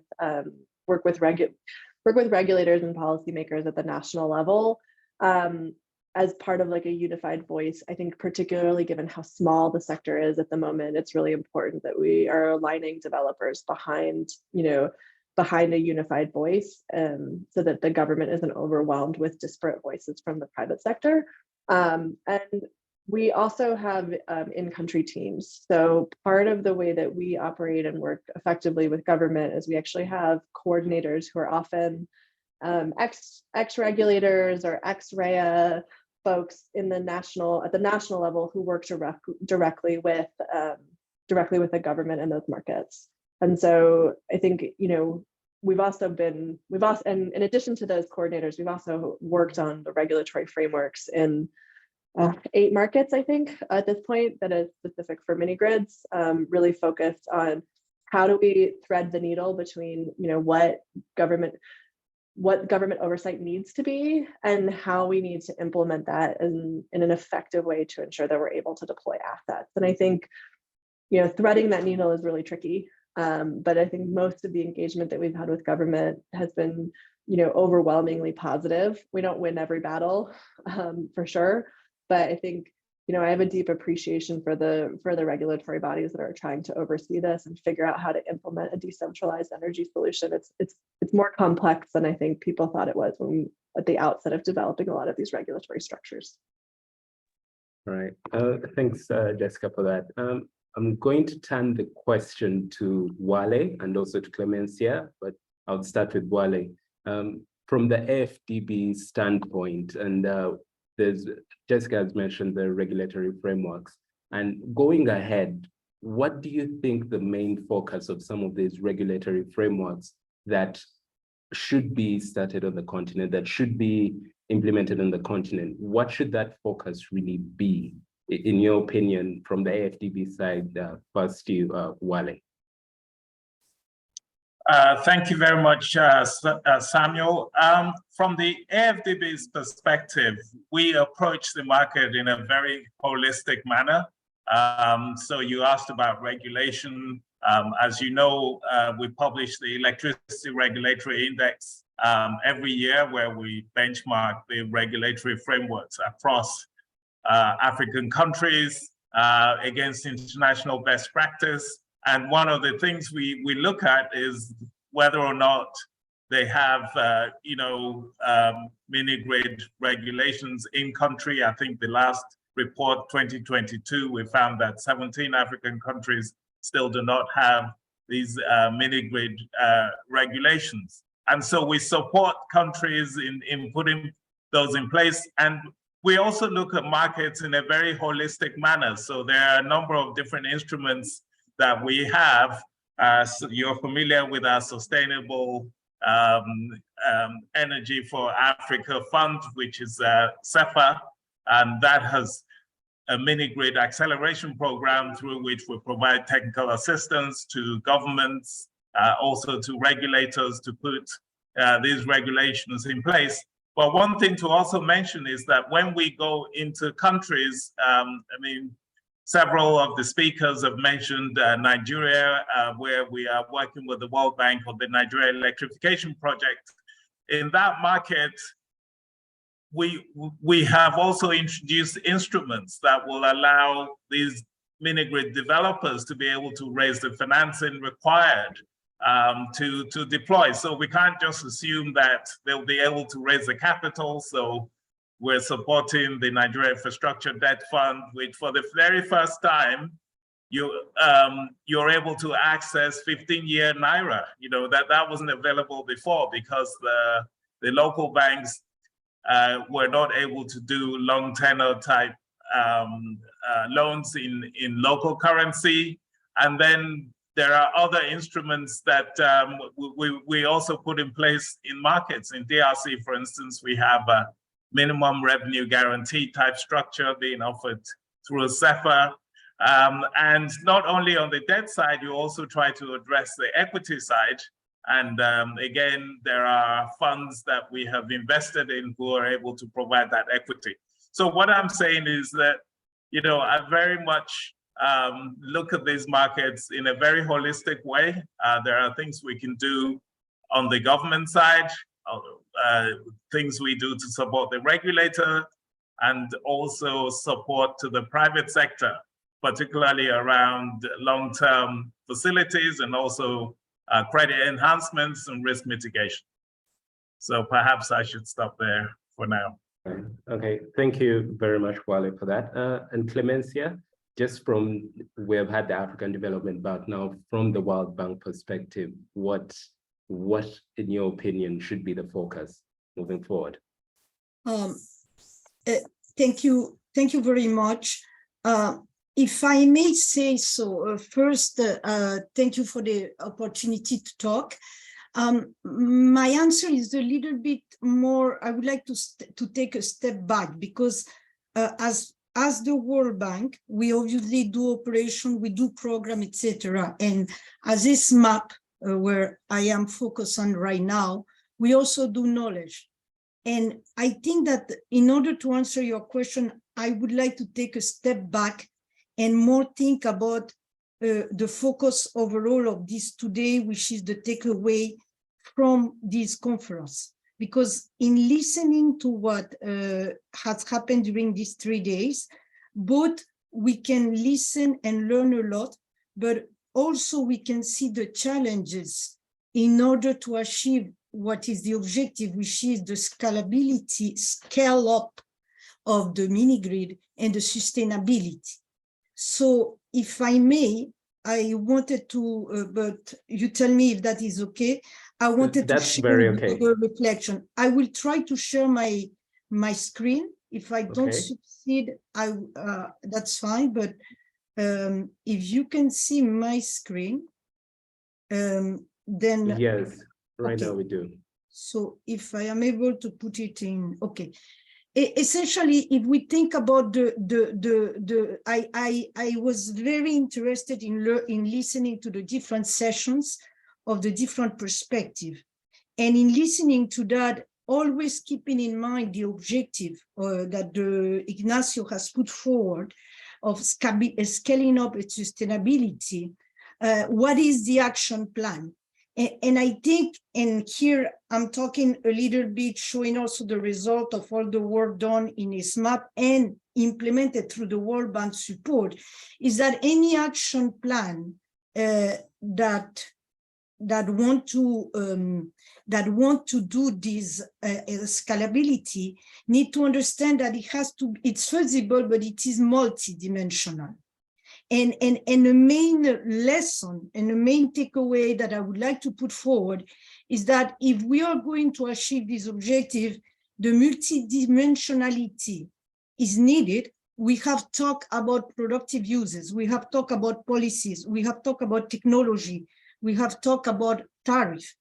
All these things are different dimensions and they are not the same, but they are needed together to get to that objective. At the same time, I would say that we need to focus on each dimension. Some of the talk that we listened to yesterday, today, and the day before showed the need to clarify productive uses can address what problem. The lack of, how do you address the lack of elasticity, the limited affordability, the mini-grid meeting the grid. Those things are not all the same and need different aspects. So in a way, the action plan gets to the work that was done already in the book that you may know, the Minigrid for 500 million people, Market Outlook and Handbook for Decision Makers. And there, I think that if I'm able to move, but I don't seem to be able to move. Yeah, here you have the different dimensions. And I would say, quickly speaking, part of the discussion had to do with technicalities, with the private sector. Others had to do with the enabling environment that goes from administrative to regulation to policies, and other had to do with the delivery models that were absorbed. So if one thing, not in the one thing will fit all, you could see that there are blocks, and this is the work of my colleagues that you know better than I, but one thing is the technology, one thing is the planning and policy. We should not be confused with economic regulation. In listening to the colleague regulator that spoke a few minutes ago, his worries and his capacity to act are very different from those of a policymaker, and they should be. So asking a regulator to decide what is the level of electrification that should be achieved, the space, is not a question for them. Once that is given by the policymakers, then they can address. So this multidimensionality is an important one. Another one that was highlighted very vividly in all the discussion was the fact that there are different actors. And these different actors need to be addressed, to be supported, but also to understand their limitation and their potential. In fact, I still remember the first day, one of the mini-grid developers that reminded the audience that we talk a lot about what the government should do better, but perhaps the mini-grid developers can also think about what they should do better. And I think this interaction and the development partners of which the World Bank is one. So keeping this in mind, I think we go to the heart of this, the discussion of the regulations. And I think, and I will finish here, one of the takeaway is that you have to differentiate between the dimension. Enabling environment is one of them. This enabling environment includes policy, administrative procedures, contractual model of delivery, and regulations. And those are different issues to be addressed separately and to be addressed by different actors. The second is, what I was a little bit surprised is that we talk about a lot about regulation and tariff, but regulation is not only tariff. And in fact, one of the failures that have been recognized at the level of the grid, at the level of the mini grid, is focusing economic regulation only on tariff and forgetting, for instance, the other coin, the other side of the coin, which is the standards and quality of service. If the regulator doesn't pay attention simultaneously to both dimensions, he will either give a tariff too high or too low, or a quality of service that is too high and too low. And I don't need to tell the private sector and the main actors what are the consequences of not having the right quality standard or the right tariff or the right other aspects of regulations that the regulators that participated in this event alluded to. So I do believe that we need to make a pause. And when we think about regulations, we have clearly understood what regulation can do and not do. Yeah. The second thing is, once you have that, then you can develop the solutions. And I will conclude here with the thought that came from listening to the colleagues. The Indian colleague who talked the first day was very surprised with the low degree of utilization of some mini grids in Africa, and he put as a provocative thought, perhaps the conclusion that you shouldn't have done a mini grid there because perhaps you only needed one solar system. Now, another colleague came in another days and say, look, perhaps part of the problem is that we didn't focus enough on productive uses. And you can see how this looking at it from different perspectives can reach a solution. Because obviously, if there was a proactive on the productive uses, then the low demand could be perhaps improved. So I close here by answering, I hope not too long, your question, which I think that one of the takeaway that comes from this conference and from all the work that has been done and that is trying to be implemented in the projects that the World Bank and other institutions are doing is the need to look carefully at the mini grid, aware of its multidimensionality, but also to take each aspect and give it sufficiently deep dive. And I would put to the audience and to the organizers that economic regulation is one of the places where it would be paying attention to look a little bit more in depth. And that doesn't mean to make it complicated. To the contrary, one lesson learned is that regulation for mini grid, first thing, need to be simplified and light-handed. So I stop here. Thank you very much. Thank you, Clemencia, for that interesting presentation. And I think I'm going to turn it over to Onyi right now as a legal specialist with the question, picking up from where Clemencia said, the light-handed regulation. Ideally, moving forward, what should that really look like? What should the regulators understand? Because on the continent, there are different types of regulation about this. So in your opinion, how should that look like? Thank you. Thank you, Samuel. To start off, I'd like to say that I agree largely with the recommendations and perspectives that have been shared so far. It's been an enlightening experience. So just a bit of quick background on the International Solar Alliance. The ISA is an intergovernmental treaty-based organization. It was launched on the sidelines of COP21 between France and India, and is currently made up of 112 signatory states and has a membership of 92 countries.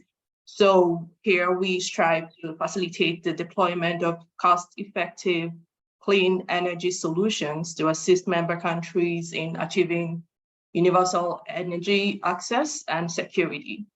So usually our operational model is to provide assistance by providing programmatic support and in policy advocacy, capacity building to our various member states. So we operate mainly at the national level to address specific identified challenges. And in all this, it's been our operational model to promote private sector investment in these areas. So coming to your question, I will say that from the discussions in the past 2 days of the conference and what we've just shared, I believe that there's a consensus that to attract private capital, mini-grid markets must be commercially viable, both for developers and sustainability in the long run when it comes to the government side.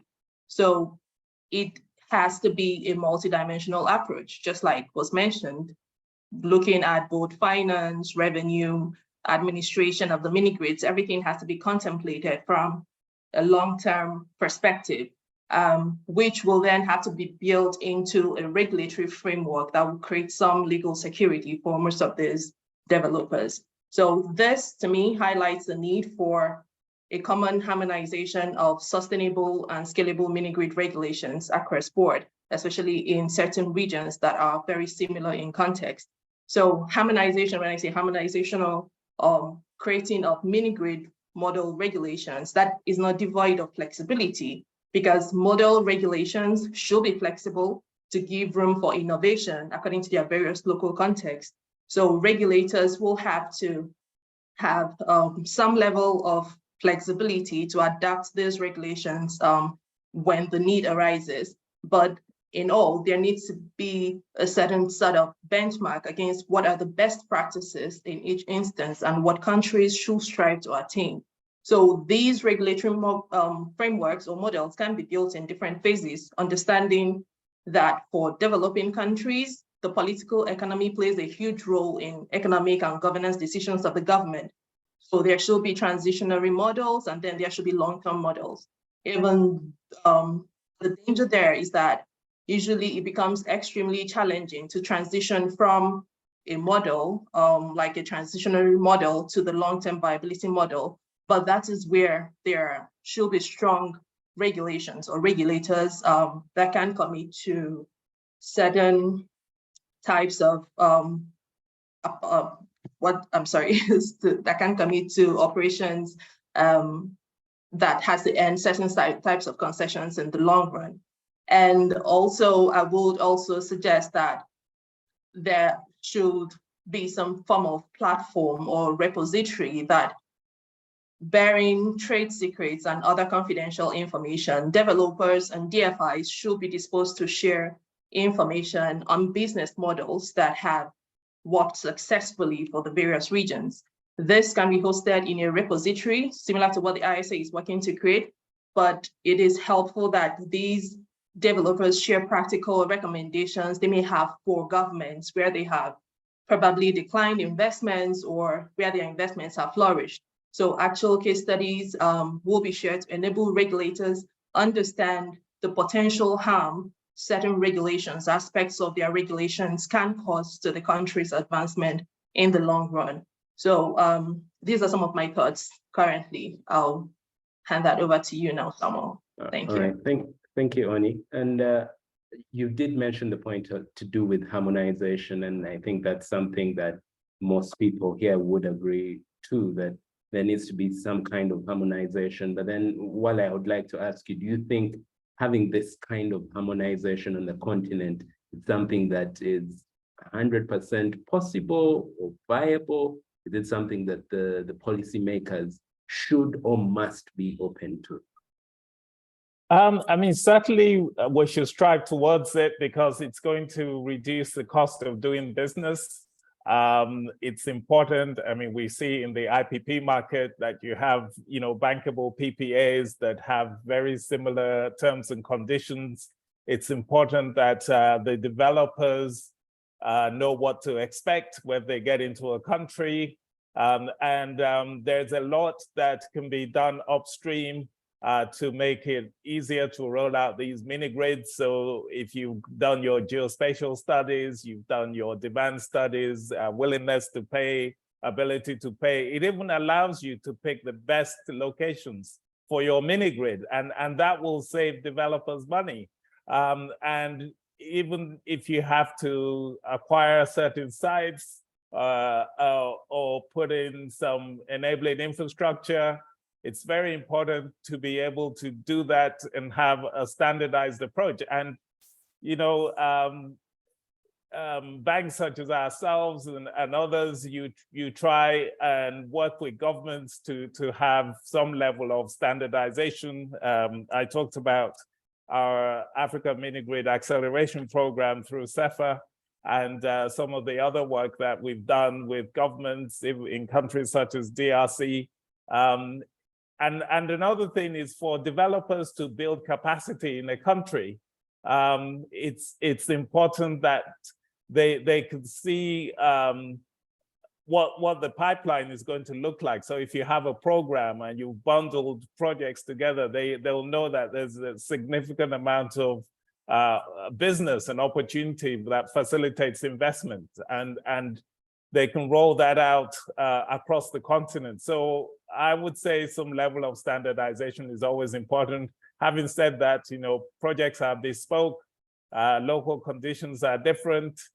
Even the financing environment is different. In some countries, it's easier to be able to finance in local currency than in others. And, we probably haven't said enough about the currency mismatch and the FX risk that many of these developers face, because if they're raising their financing in hard currency and they're going to be paid in local currency, we have to find a way to mitigate that. And if there are products that one can put in place to allow that to happen, then that's very beneficial. But there's also work that needs to be done around the financing ecosystem, and we have a program called Leveraging Energy Access Facility, where we, for 6 countries, we were able to mobilize financing from the Green Climate Fund to support the rollout of, distributed generation, including mini-grids. Again, trying to have a template that is pretty much standardized that developers can take advantage of. So for me, this is all part of the market development. And as the market matures, some of these things will get standardized anyway, because you will have consolidation and you'll have,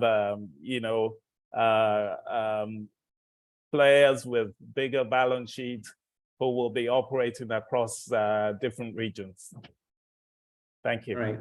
Thanks, Wale. And I think there's another point that was mentioned, something to do more on the benchmarking point. This was hinted upon by Onye. And also, I think it has been slight undercurrent throughout the 3 days of this entire discussion, that one of the issues that comes out from the regulators, because we do deal a lot with these regulators at our fore, is that they're benchmarks, but there's still very few. And I know AMDA is doing its best to handle this issue, but I would like to hear from Jessica.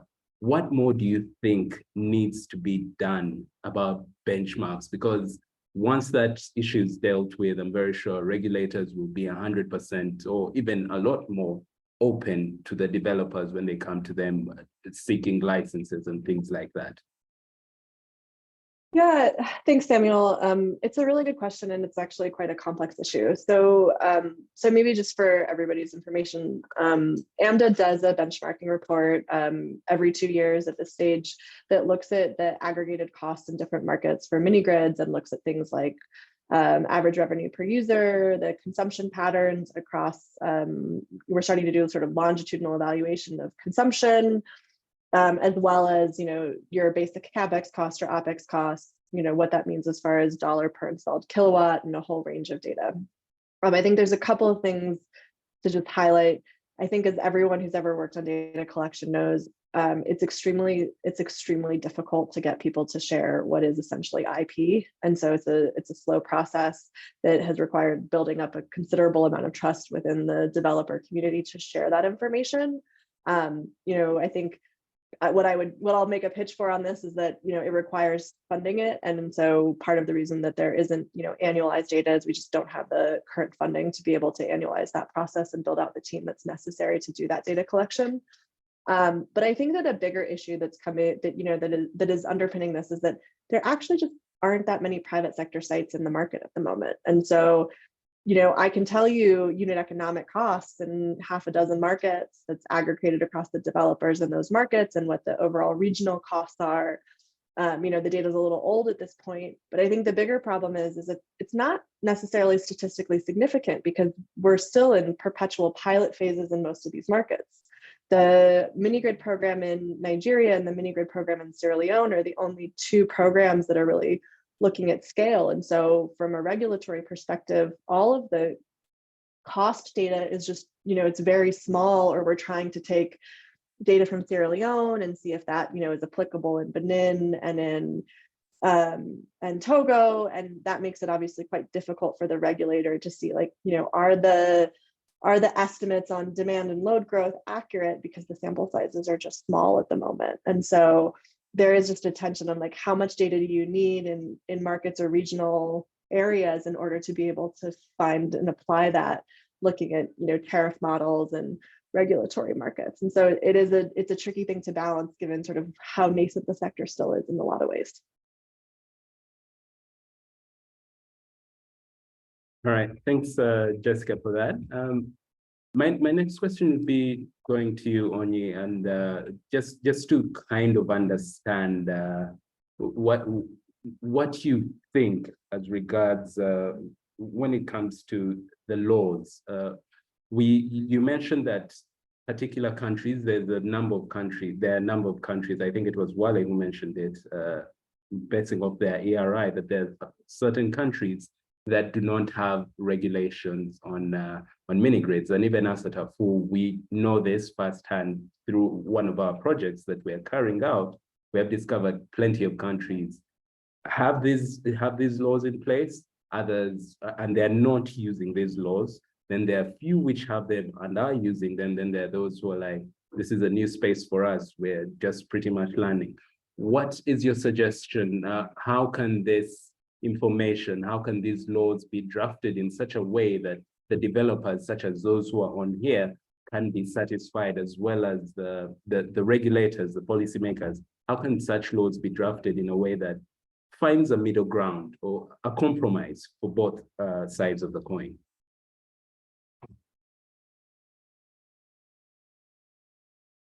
So, thank you, Samuel. So as you rightly mentioned, there's a wide variety of case studies and case analysis. So this goes by a case-by-case basis. As you rightly mentioned, there are certain governments that are not, like, they're unaware of the exact nature of the regulatory bottlenecks, that they don't have the laws, or that they don't have the right regulations, and how that impacts clean energy investments in their countries. And then there are others that are pretty well enlightened on some of these constraints that are caused by lack of laws, but they're uncertain as to the best approaches to creating a favorable regulatory framework. Then there are the others that don't have the political will to do that. So it's, I don't think that this is a one-size-fits-all, but there should be a set of model frameworks that could, so that countries can access these sort of laws and then use them to assess and modify their regulatory frameworks according to their particular local circumstances. So these are going to be laws that will be created having in mind that we're creating a sustainable long-term market. So they have to be viable, they have to be sustainable. And when it comes to financing, it has to be across probably successful case studies as well. So that is not something that can be determined off the cuff. It's something that would require some bit of groundwork research, and then a model that will be created will have the flexibility to be adjusted to each circumstance. A lot of speakers had mentioned the Nigeria-Indian case. These countries have clear, sustainable regulations that are not that restrictive, that they stifle innovation or stifle operations within their systems. Nigeria has a mini-grid policy, which may not be perfect, but it's a huge positive step to regulatory certainty. And it has seen the regulator work around the laws and the regulations around it. So the main concern will be how will regulators adapt these models to their respective local circumstances, which I think will definitely be benchmarked against best practices and the creation of these model regulatory frameworks. Thank you, Anita. Thanks so much. I see Clemencia and Jessica both raise their hands. I'll start with Clemencia, then we'll go to Jessica. Clemencia, over to you. Please unmute, you're muted. Sorry, Jessica, I think you were first. But okay, let me go.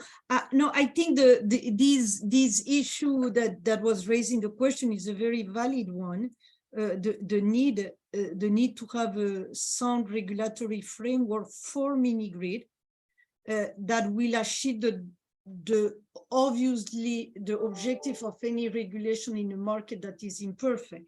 Is basically both giving the certainty, the predictability, and sufficient interest to the private sector to come in, and at the same time protect the user from the fact that once he comes in, he's the only kid in the block, because that is the nature of a mini-grid. There is not competition once you are there. So I think once you have this two dual, that is essentially the role of the regulations in market. Now, I think that how to do that, I am quite optimistic in the sense that that is where I think the support to the institutions, to the policymaker, to the regulator, to those who do the laws, is easy to do. That should be one of the key areas where international partners, bilateral partners can support in a way that will leave also the regulators and the lawmakers able to continue without the donors. So there are models, and I think Oni mentioned some of them in Nigeria, India, and I think that no need to reinvent the wheel. The challenge is more one of convincing the policymakers and the regulators, the policymakers, that is worth making this effort to have a regulatory framework that is also suited for the specifics of the mini-grid, and to the regulators, giving them both, convincing them the need to go in that place, which empirically is not so easy. When you are a regulator, you need to be present, and to be present in the mini-grids empirically has been one of the obstacles for the regulators in our countries to be able to enforce and supervise. And the second challenge is the need to adapt regulations for the situation of the mini-grid, not to cut and paste. Even within a country, regulations that are okay for the national grid have to be adapted to the circumstances of the mini-grid. So the good news, I would say, is that most of what needs to be done already exists. So it's more a matter of sharing knowledge. And the challenge is that it does require the willingness of the actors to take the extra mile, to not just copy and paste from the grid to the mini-grid. Thank you. Thank you, Clemencia. Jessica, you can go next. Your hand is still Hey. up. Yeah, we'll figure out how to take my hand down. Thanks for Clemencia, and thanks Sonia for sort of highlighting that. I guess I want to point out a couple things from the perspective of private sector related to regulation. I think that if the market opportunity in a market is good enough, developers will come to that market and figure out how to work with the existing regulation. The biggest issue that we actually see in a lot of these markets are two things with the regulations. The first is the stability. Every time we go in and have a market where we change regulations every 2 or 3 years, it adds huge amounts of instability into the existing assets. It puts in place, what are considered to be risks from the perspective of investors and developers. And that regulatory instability is actually more problematic than having regulations that aren't, necessarily quote unquote pro-business. I think the second piece, which is also extremely important, is are the regulations implementable? And what I mean by that is there's often a lot of provisions in regulations that are extremely problematic for the regulators to actually implement. And some of that has to do with whether or not the regulator is adequately funded, or the structure of the regulation is such that they are able to actually oversee so much of the oversight that's required for mini grids. And I think, as Clemencia was mentioning, like, we shouldn't be just taking what are utility scale regulations and sort of like shrinking them a little bit for mini grids. That approach is clearly not working in the market. And the reason that it's not working is because what we have is essentially a slightly modified or streamlined traditional utility or traditional regulatory model that we would theoretically apply to like a energy distributor or to a generator that we're doing for every mini grid. And as you can see in a lot of these markets, the mini grids are 100 kilowatts. And so the costs to implement a regulatory structure like that for every 100 kilowatts installed provides an incredible burden on the regulator to be able to have to visit all of those sites and look at each one of those sites as an individual project. Whereas if you start thinking about how do you bundle those projects under a regulatory framework for a region or for a developer in a region, you can start to streamline that process in a way that doesn't overburden the regulator.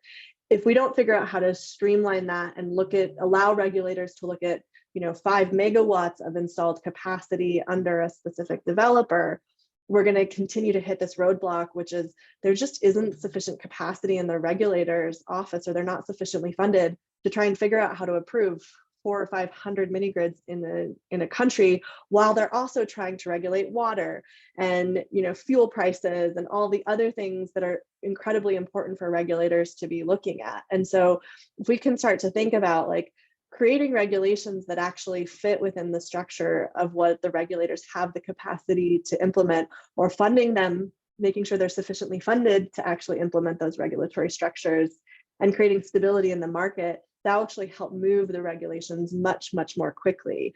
And I would say like the stability issue is something that we see consistently in these markets that's holding up development. We just changed regulations in Kenya. They haven't been adopted. It's been a year of regulatory purgatory where they haven't been adopted by the government yet, but the old regulations don't necessarily apply. Tanzania has changed the regulations every couple of years, which has stifled development in that market. There's other issues in there as well, but we see the same thing in Zambia. Zambia's been in regulatory purgatory for 2.5 years. And so that space between building the regulations, changing the regulations, and actually getting them adopted makes investors and developers really insecure about those markets. Thank you very much. Clemencia, I see you have put up your hand. I believe you have a reaction to that. Yeah, quick reaction on that. I think two things. First, obviously, Jessica, I couldn't agree more with the pain that the receiving end should experience when those things are so uncertain and moving a little bit erratic. So that is absolutely clear. However, let me say two things. I think the first one is I don't think it is a matter of kind of ignoring the fact that mini grid come in different sizes. I think it is a regulation need to acknowledge that. But that was also the case in the grids when you had in Latin America different type of, the utilities covering cities or very spread out populations. Their cost structure is very different. So you cannot have a single regulation. I think the challenge for those who are doing the regulation for the mini grid is to, first of all, be light-handed, but second, acknowledge something that you have brought up throughout the conference, which is that all mini grids are not equal. So the solution that should be investigated by the regulators would be, could we have a certain classification from X to Z, from Z to Y, and adapt those regulations for these kind of things. Once they are adopted, then by definition, it should be much less painful because they would address your point. The second reaction I had was a little bit thinking about some of the interventions before, is that I think we must acknowledge that for the time being, if the objective is to reach universal access in an accelerated way, obviously you will not get only the mini grids that are profitable and then wait 30 years until the next one was already profitable, because then that's called national grid. The challenge that our countries have is to be able to leapfrog. And once you accept that that is your objective, then the regulation, it becomes a public-private partnership where subsidies will exist because you are trying to reach out already to those who need it. So regulations do need to be developed to foster this leapfrogging of going not only to the most viable one commercially, they need to go also to those that require subsidies, that require overview of the regulators. I say that because, again, the work for the regulators is a very important one. Once the policymakers have decided that they will not wait to reach those that are not yet commercially viable. Stop here. Thank you. Sorry, I was muted. Thank you very much, Clemencia. Ignacio, I see you've unmuted. I think we have a bit of time, so I just want to pass on the question to each of our panelists. Think of the rest of us as a regulator, as what is that one thing from the 3 days? What's that one thing that you would want to be implemented? That one point that you feel is so important. I'll start with you, Wale. Yes. Well, I think the discussion goes beyond regulation. I mean, the discussion is about making a market. And if we're making a market for mini grids, there are different stakeholders and participants that we have to think about. So if you have to foster, there's capacity building. You can't even just assume you will have private developers. One of the concerns in our countries is that there isn't sufficient local capacity to take advantage of these opportunities. So you have to develop the local markets. Is it just foreign developers who come to your market? So building capacity in country goes beyond just the regulator. Having said that, there's also an initiative to be able to aggregate the orders. If you're familiar with the Nigerian market, you know about Olon. Olon has created a platform to be able to aggregate orders, so you can order these solar equipment in bulk because you're going to get better pricing if you do that, instead of making small orders. So the industry itself needs to come together to be able to facilitate that.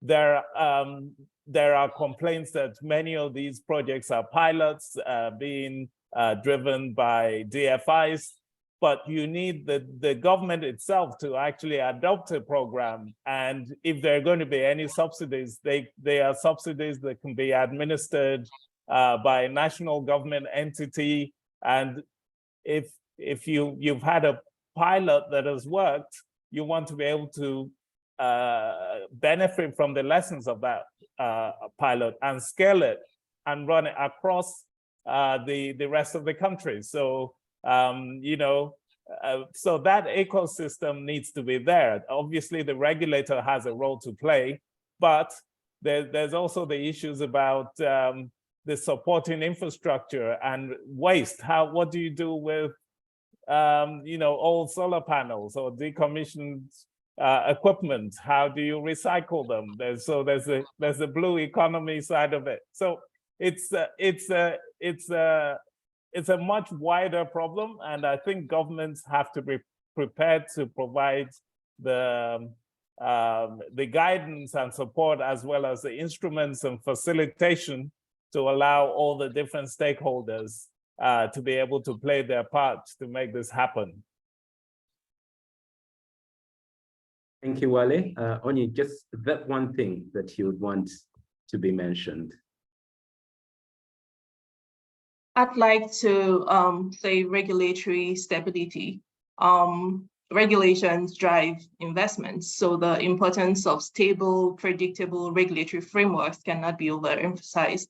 So I would advise that regulators strive to imbibe the model frameworks or some of the successful exemplary case studies that have worked successfully in other markets, create a stable framework and stick by it. That's very short. Yeah, thank you. Thank you very much, Onyi. And Jessica, that one thing that you need to come out. Oh, unfortunately, I don't think there is just one thing, but I do think, I actually think one of the really important things that we haven't touched on in this session, I know it was touched on in other sessions, is clarity on how governments want to handle consumer pricing. There is this really large tension in the sector in Africa that has to do with how much governments are willing to tolerate, a reflective cost, and how much governments are trying to mandate, tariffs that are in line with utilities, which are non-sustainable tariffs even for the utilities. And that tension is really impacting, scale.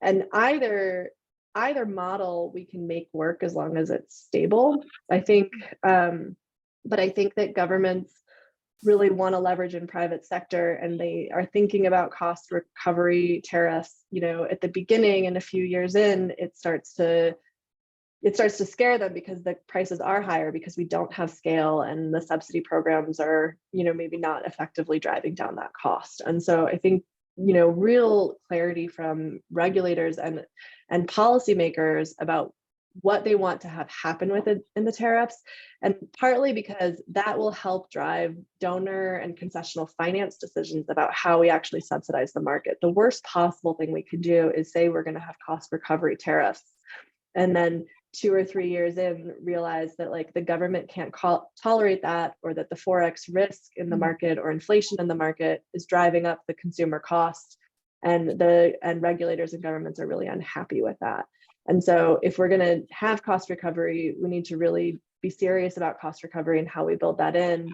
And if that's not really something the government is going to be able to tolerate, figuring out what the mini-grid tariff that they are comfortable with is going to be, and how that goes up with inflation, and building a subsidy or concessional finance facilities around that base, and also stability.